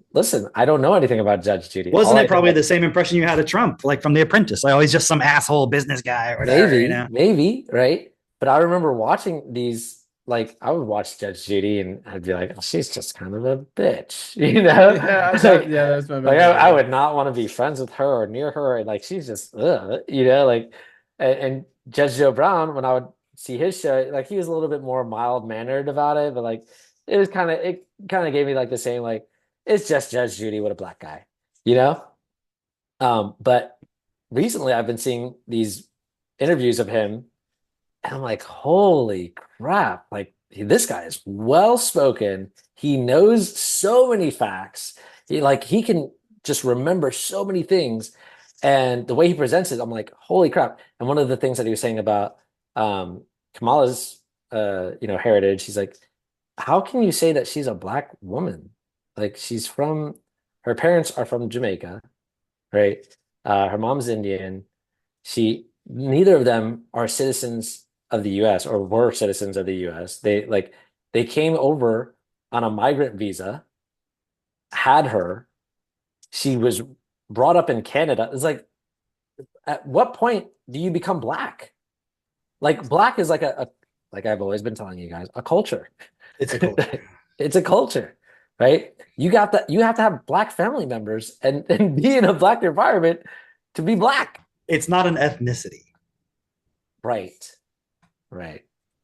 Like I don't know what you would call the ethnicity, because in fact, all the counter examples to like racism of it's like, oh, black people are bad, blah blah blah, is like, yeah, but look at the Caribbean blacks that come to America, and they're like pretty hardworking, disciplined, have families, and like don't their father's in the home, right? So it's like it's not a genetic racial thing. It's the culture, right? That's the whole argument.